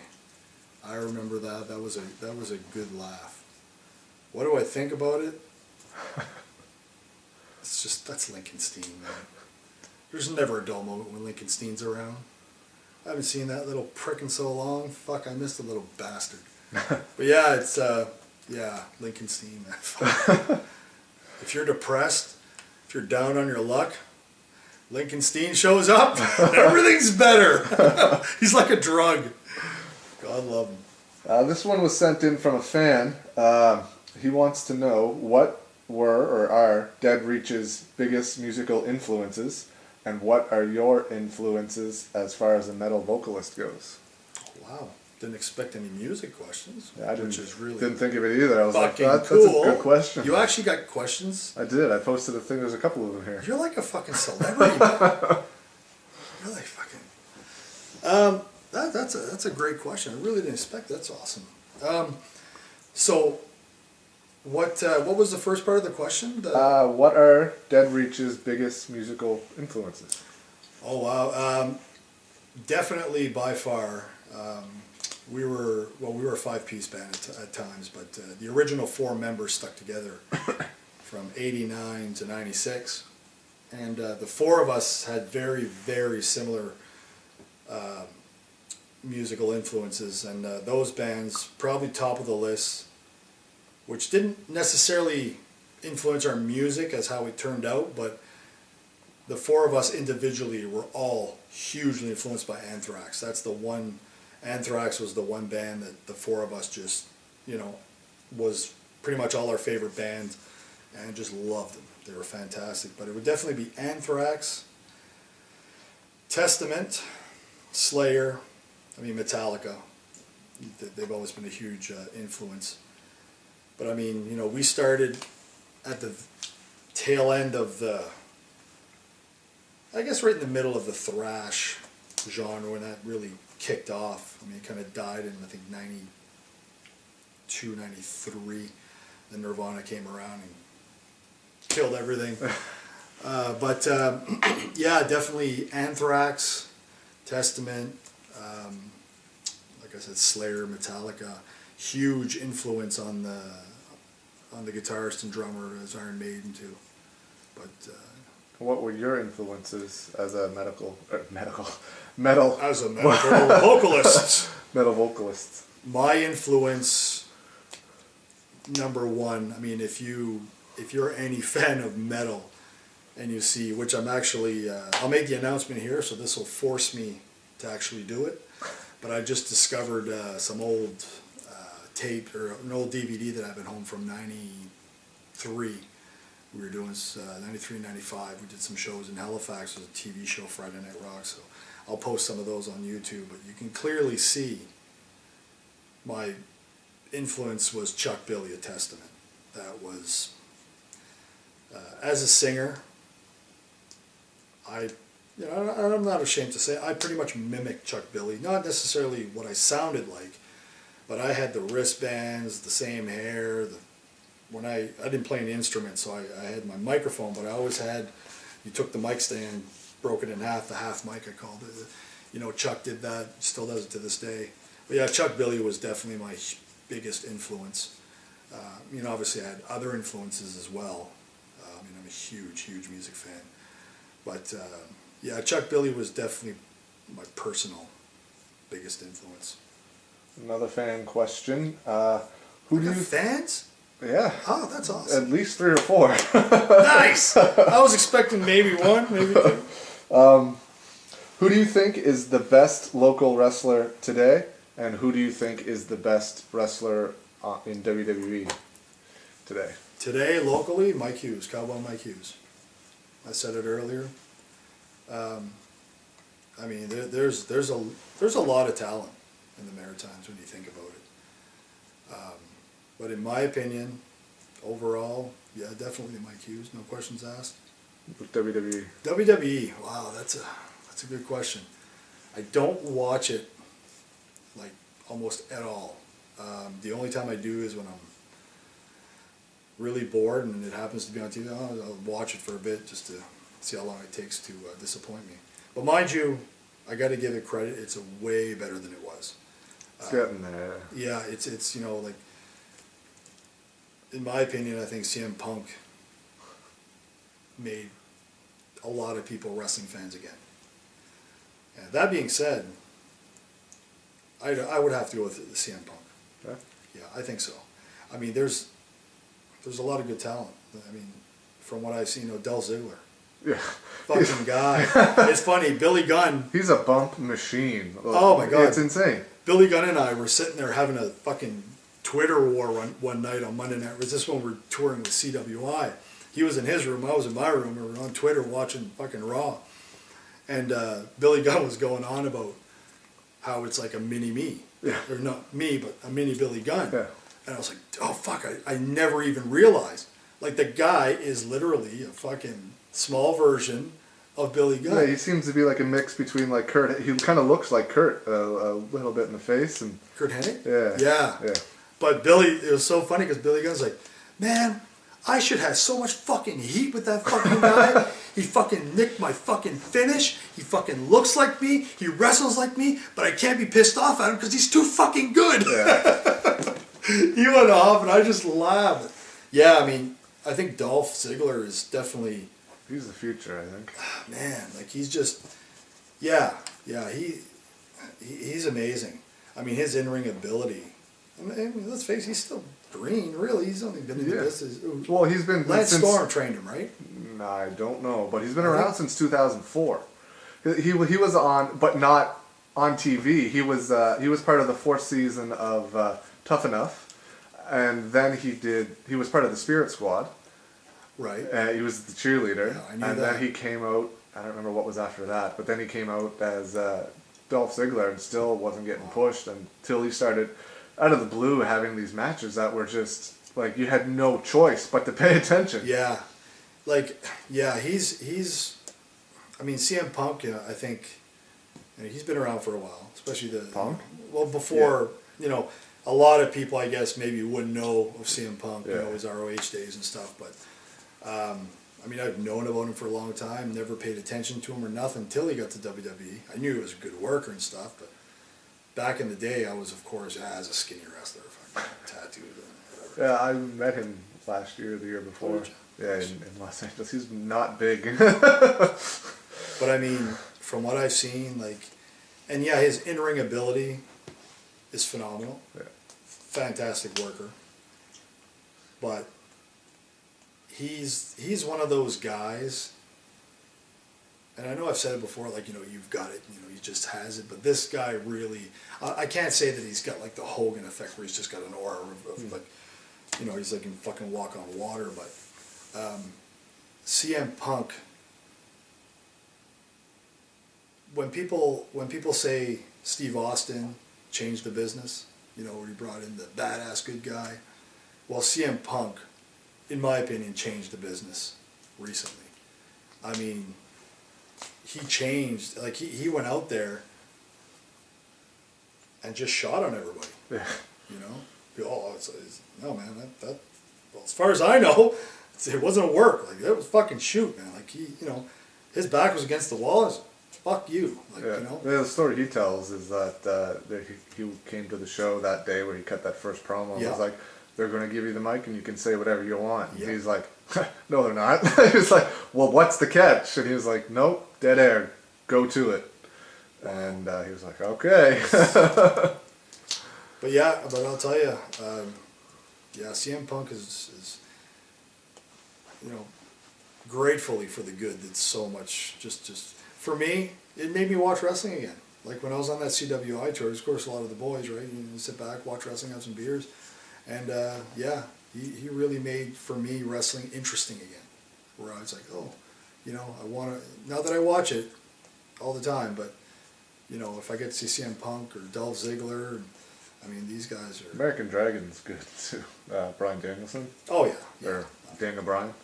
Whatever you want to call him. Yeah. But yeah, I mean, oh yeah. I mean, let's face it, to get to WWE, you got to be good. Yeah. There are some exceptions, of course. But I happened to turn it to NXT a couple weeks ago. Never seen it. Didn't know what the fuck it was. I was like, oh, NXT. I was like, I thought that was a pretty nice setup for a indie promotion. I started watching it. I was like, wow. And I'm not saying this to put a damper on new talent growing up and trying to make it, but man, there's a lot of fucking good talent out there. Yeah. I watched NXT and I'm thinking to myself, I'm so fucking glad I'm not competing with these guys to try to get a spot. Because they're good. Oh my God. Yeah. Not all of them. Yeah. But the good majority, the guys they're pushing, they're good and they're fucking big. Yeah. A lot of them are big, and if they're not big, they're in phenomenal shape. I mean, I don't know what guy it is, fucking does all these flips. I think he's an NXT champ or whatever the fuck they are. Man, and there's, you know, there's just a lot of talent out there. One more fan question here. How many calories did you consume in Ottawa? The person that asked me thinks they might need to commission NASA to compute the numbers. I think it was 24,365 calories. Now, if you take the fact that I had 2 glasses of pop, that would bring it up to about 24,900 calories. Yeah, but almost 30,000. That was sent in by Pete. Oh, fuck. Isn't that where I got the root bear or something? Shit like that? Oh, God. Fucking Pete. Thoughts on the Olympics getting rid of... I ate a lot of nachos that night, didn't I? I wasn't there. Well, you saw the fucking... Yeah. You know when they were showing all the nachos going down, fast forward? Man, they weren't throwing that shit out. I was fucking eating. Thoughts on wrestling getting tossed out of the Olympics? You know what? I've been asked that. I mean, obviously because I'm a wrestler. I mean, for me, pro wrestling and amateur wrestling are two different things. One's entertainment, one's not. It's a shoot. That being said, I certainly don't discredit amateur wrestling. I mean, I'll be man enough to admit that I don't think I could do it or could have done. I mean, that's a strenuous fucking sport. I mean, you got to be in tip-top shape to do that stuff. Why they would choose wrestling over ping pong? Over, yeah, like some of the events that the Olympic hosts aren't even sports. Like you said, ping pong. Like, the fuck? You know, like, okay, yeah, I'll get blown up playing ping pong, but why wrestling? I mean, it's probably the oldest it is, goddamn but that's the sport deal. in the world. It is. It was the first one. So, you know, what, are they all accused of being on fucking steroids too? Like, you know, you got cycling who's fucking, you know, just got his shit drugged in the mud over all that bullshit, and they're picking on wrestling for some reason. I mean, I never gave it much thought. That all falls into my, I don't really get into any gossip or bullshit. But, yeah, I mean, I just don't get it. To me, it's just another fucking political fucking stunt. I'm sure there's a reason for it. Probably has to do with money. But, you know, guarantee that it's just politics and money, man. That's just what fucks up the world. If the WWE came calling tomorrow, would you go on the road? Would you go? If I could get up off the couch. Well, the thing is, WWE ain't going to call me to go on the road. There's no chance of that happening. I mean, would have been years ago. Of course I would have. But yeah, no, it's. I mean, again, I forget what the question was earlier, but it's another one of those questions that I just can't answer. I mean, because it's for one thing, it's not going to happen. It's just not a real question for me. And there was one other fan question here. Will you be going back on tour with Grand Prix this summer? No. I think I've had a lot, actually. New Scott Shoot video, first time that I've released an answer for this question. I've had this question many times. This is where I'm saying it first. I won't be on tour with Grand Prix this summer, guaranteed. Does that mean I won't do a couple shots here and there? Absolutely not. Like that I'm completely open to. Haven't committed to nothing. You know, barely even talked about it, but it's been talked about, and that's it. For one thing, I am not nowhere near in any kind of physical shape to be on the road, let alone being on one show. Again, this is the first on New Scott. NewScott.com, baby. Where's my fucking t-shirt? This is ongoing for 10 years now. More than that. But yeah, I've got a few physical medical issues that have to be taken care of before I even do another match, I believe. Which, again, this is the first. I've never said nothing to nobody yet. So, like I said, you know, I'm looking at least one surgery, if not two, before I can be not necessarily back in the game, but back to being in good enough shape to actually go out there and have a good match. Because I'm not going to go in, have a match, and just half-ass it and, you know, give everybody a shitty match. You know, people pay money, people come to see us. I'm not going to do that to the fans. But yeah, so answer the question: no, I won't be on the tour, guaranteed. Thoughts on the whole Chris Benoit happenings in 2007? Man, that was really fucked up. I mean, I think anybody, and again, that whole thing to me was another fucking stunt by fucking CNN, NBC, CBC, all these fucking money-hungry media fucking corporations. And of course, managing the whole fucking thing is, you know, the fucking government shit. But it was just, to me, they took a sad situation, a sad happening, something that happened that, you know, nobody knows what to think about. It was horrible, whichever way you look at it. And the media dared to use this again to fucking take steroids and use it as this fucking big scapegoat. And to me, that was the degrading part of everything. The way they reacted. They were more involved. They were more concerned. They had more interviews with everybody about was he on that he was on steroids because they found steroids there and he's a pro wrestler. What about the fucking families? What about, you know, and it seems like you never heard two shits about Nancy's family or Chris's family. But I'll tell you, that fucking steroid topic will bring you a lot of fucking money now, won't it? And that's what they talk about, and that's what they do, and that's what they'll always do. But I knew Chris not well at all. Like, the only way I knew Chris was from doing a couple shows with WCW and WWE. You know, the extent of a conversation I've had with him was, I think one time we were in catering together, and I talked to him for about 5 minutes, you know, just chit-chatting. But aside from that, it was just, hey, Chris, how you doing? But yeah, I mean, I'm just going to sound like a broken record. I mean, everybody else has said it. He was just such a nice, laid back, one of the boys, quiet kind of guy, kept to himself, loved and cared for his family. And then that happened. You know, thanks to Chris Nowinski, I think a lot of friends and fans and everybody who was associated to Chris Benoit were given at least a probable explanation of what happened, you know, because that makes sense. Steroids doesn't make sense. But, you know, to say that, you know, you got to think about the shit Chris Benoit did to his career. Yeah. I mean, the top of head bump every night. That can't be good. Ultimately, I don't know how it works, but it but I mean, can't be good. No, but I mean, the thing is, it's like, no, he's not really hitting his head.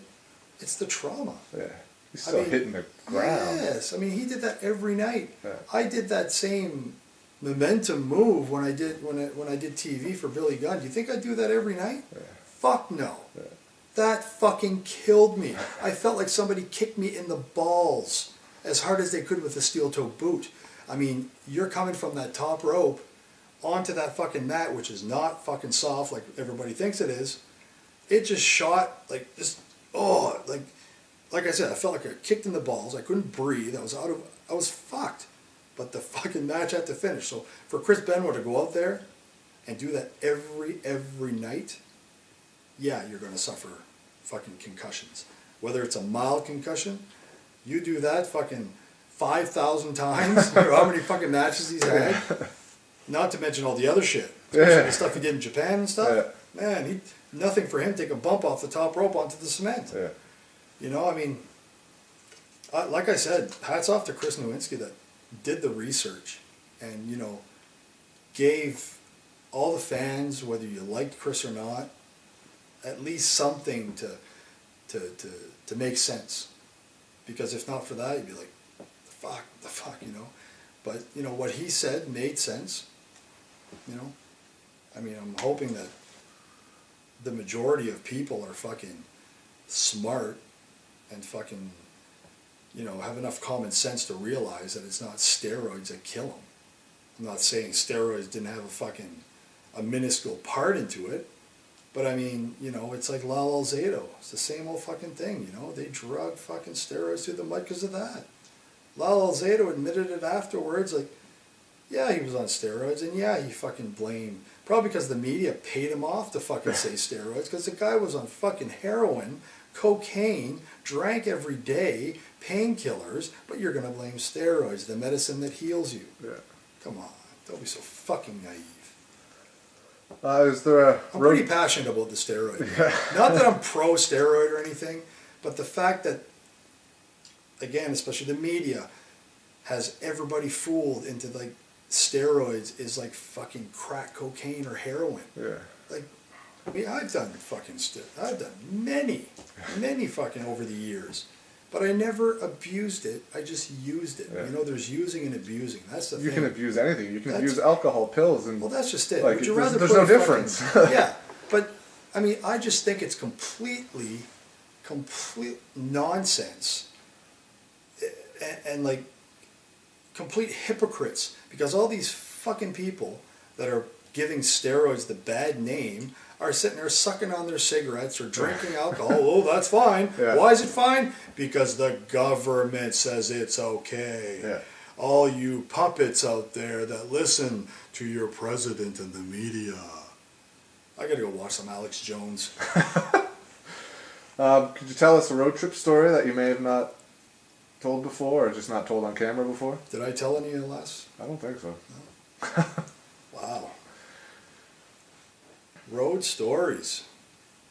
The one that always sticks out in my head, and I'm sure it's the one that if you talk to anybody who was part of it will say that story, whether it's Flesh, whether it's fucking Peter Smith, Mike Hughes, any of these guys that were on tour with ACW in 2002.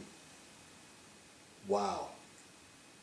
There's so many. Like Duke McIsaac and myself went to work with ACW because we were the only two from Real Action Wrestling who kind of, when they folded, we were the only two that... Oh, after it ended. Right, okay. Start working with ACW right after. So I think we did only, it was 5 weeks left or 4 weeks. In that fucking 4 weeks, so much fucking shit went on. It was... If I was listening to the stories, if I didn't witness them, if I wasn't there, part of them, I would tell you you're full of fucking shit. It was unbelievable. Like I mean, I'm a kind of guy that always kept out of trouble all my life. Always stayed, if there was trouble, I'd go this way. It's just who I am. Never fucking fought in my life. I've been in a couple of squabbles, but I just don't get in trouble. This fucking tour, man, There's one time we were after a show, I think we're in St. John or somewhere in that area. We're all at the Irving Big Stop, having fucking, bite to eat after the show and stuff. Some of the guys were going to go out after the bars and stuff. So it would have been around 9, 10 o'clock at night, or about 10, 11 o'clock at night. We're at the Irving Big Stop. We all walk out. There was about 1, 2, 3. There's a van full. I was traveling with Flesh. There was a bunch of us, like Sin was out there, Kazarni, there's Flesh, Brimstone, fucking, where's my shirt? You know what I'm talking about. But yeah, it was so much fucking talent. But we were all walking out of the Irving, and I shit you not, as soon as we stepped foot out, there was 1, 2, 3, 4, I think it was 5 or 6 cop cars, all undercover cops, come ripping in the fucking parking lot and just slam their fucking brakes, opens the fucking doors, boom. Shotguns and fucking pistols pointed all at us. And we're like, oh my fucking God, what did we do? Okay, so we might have been a little bit loud in the restaurant, but man, we didn't fucking kill nobody, okay? So we were just like, what the fuck's going on? And Brimstone, I think it was Brimstone and another guy. The guys were in the van. They got pulled aside. They told everybody not to move, stay where the fuck they were. And they grabbed Brimstone and another guy because they were wearing ball caps. And apparently what had happened, there were gunshots reported. And I guess there were 2 people, wherever the fuck this happened, it was close to the Irving. There was gunshots reported, and it was 2 guys with long hair and baseball hats on. Well, that described about 3/4 of the fucking roster. Yeah. Okay? So, anyway, Brimstone had the fucking long hair, big guy, hat on. They fucking pull him aside. I can't remember for the life of me who the other guy was. Anyway. So they pulled them aside, blah, blah, blah, what's going on, where were you, blah, blah. And at this time, one of the cops said, okay, you guys can go back to your car, but don't fucking go anywhere. Just sit in the car and stay while they were interrogating these 2 guys in another cop car. So I just sat there and I'm like, dude, what the fuck is going on, man? But yeah, apparently there were gunshots reported. That was the description. Maybe somebody from Irving saw, 2 guys, whatever happened. That was fucked up, man. That's crazy. Yeah, never had a gun pulled on me, but I was like, whoa, that was pretty fucking scary. Yeah. But but that tour, man. I mean, there's other stories, but we'd be here forever. It was the craziest fucking 5 weeks of my life. In closing, have anything you would like to say to your fans that have supported you for the last 16 years? Go fuck yourselves. Just Cut! No. Cut! No. You know what? And again, everybody will say this. If it wasn't for the fans, there would be no us, there would be nothing. The fans are everything. They're the ones who keep us going. I mean, if we were to show up to an arena every night and wrestle in front of nobody, well, wouldn't make sense. So, I mean, the fans are why we do this. The fans are the reason we can do this. So, I mean, hats off to everybody who's even went to wrestling once in their life just to check it out. Because, I mean, it's all about the fans. I mean, ultimately, when you think about it, we do this because of the fans. It works because of the fans. The promoters make money from everything is about the fans. So without the fans, there's nothing. But yeah, hats off and thanks to all the fans. The people that have supported me through my career, I mean, huge thanks to whoever you are. Love me or hate me, thank you anyway. Because, I mean, wrestling's a fucked up business. And it's physically and probably equal to or more so mentally fucked up and hard on a human being than probably anything else out there. But it's, we just take that and put it aside and keep doing it anyway, because it's it's what you guys want to see, and it's what we do. So hats off to everybody out there that followed me through my career, follows wrestling in general. It's why we do it. Any chance you remember the Leo Burke bartending story from Cinder? Fuck no. Not even close. I'm still trying to think about that. I would have to message him later and find out. Yeah, Jesus. No, it's we'll think about it. I'll have to. We'll do a third at some point. We'll just do a 5-minute shoot interview. Yeah. Part 2 of part 2. Yeah. All right. Well, I'd like to thank Maritime Wrestling legend Wildman Gary Williams for being here today. It was a great honor to do this interview with you, and thank you very much. Thank you, man. So it's always a pleasure.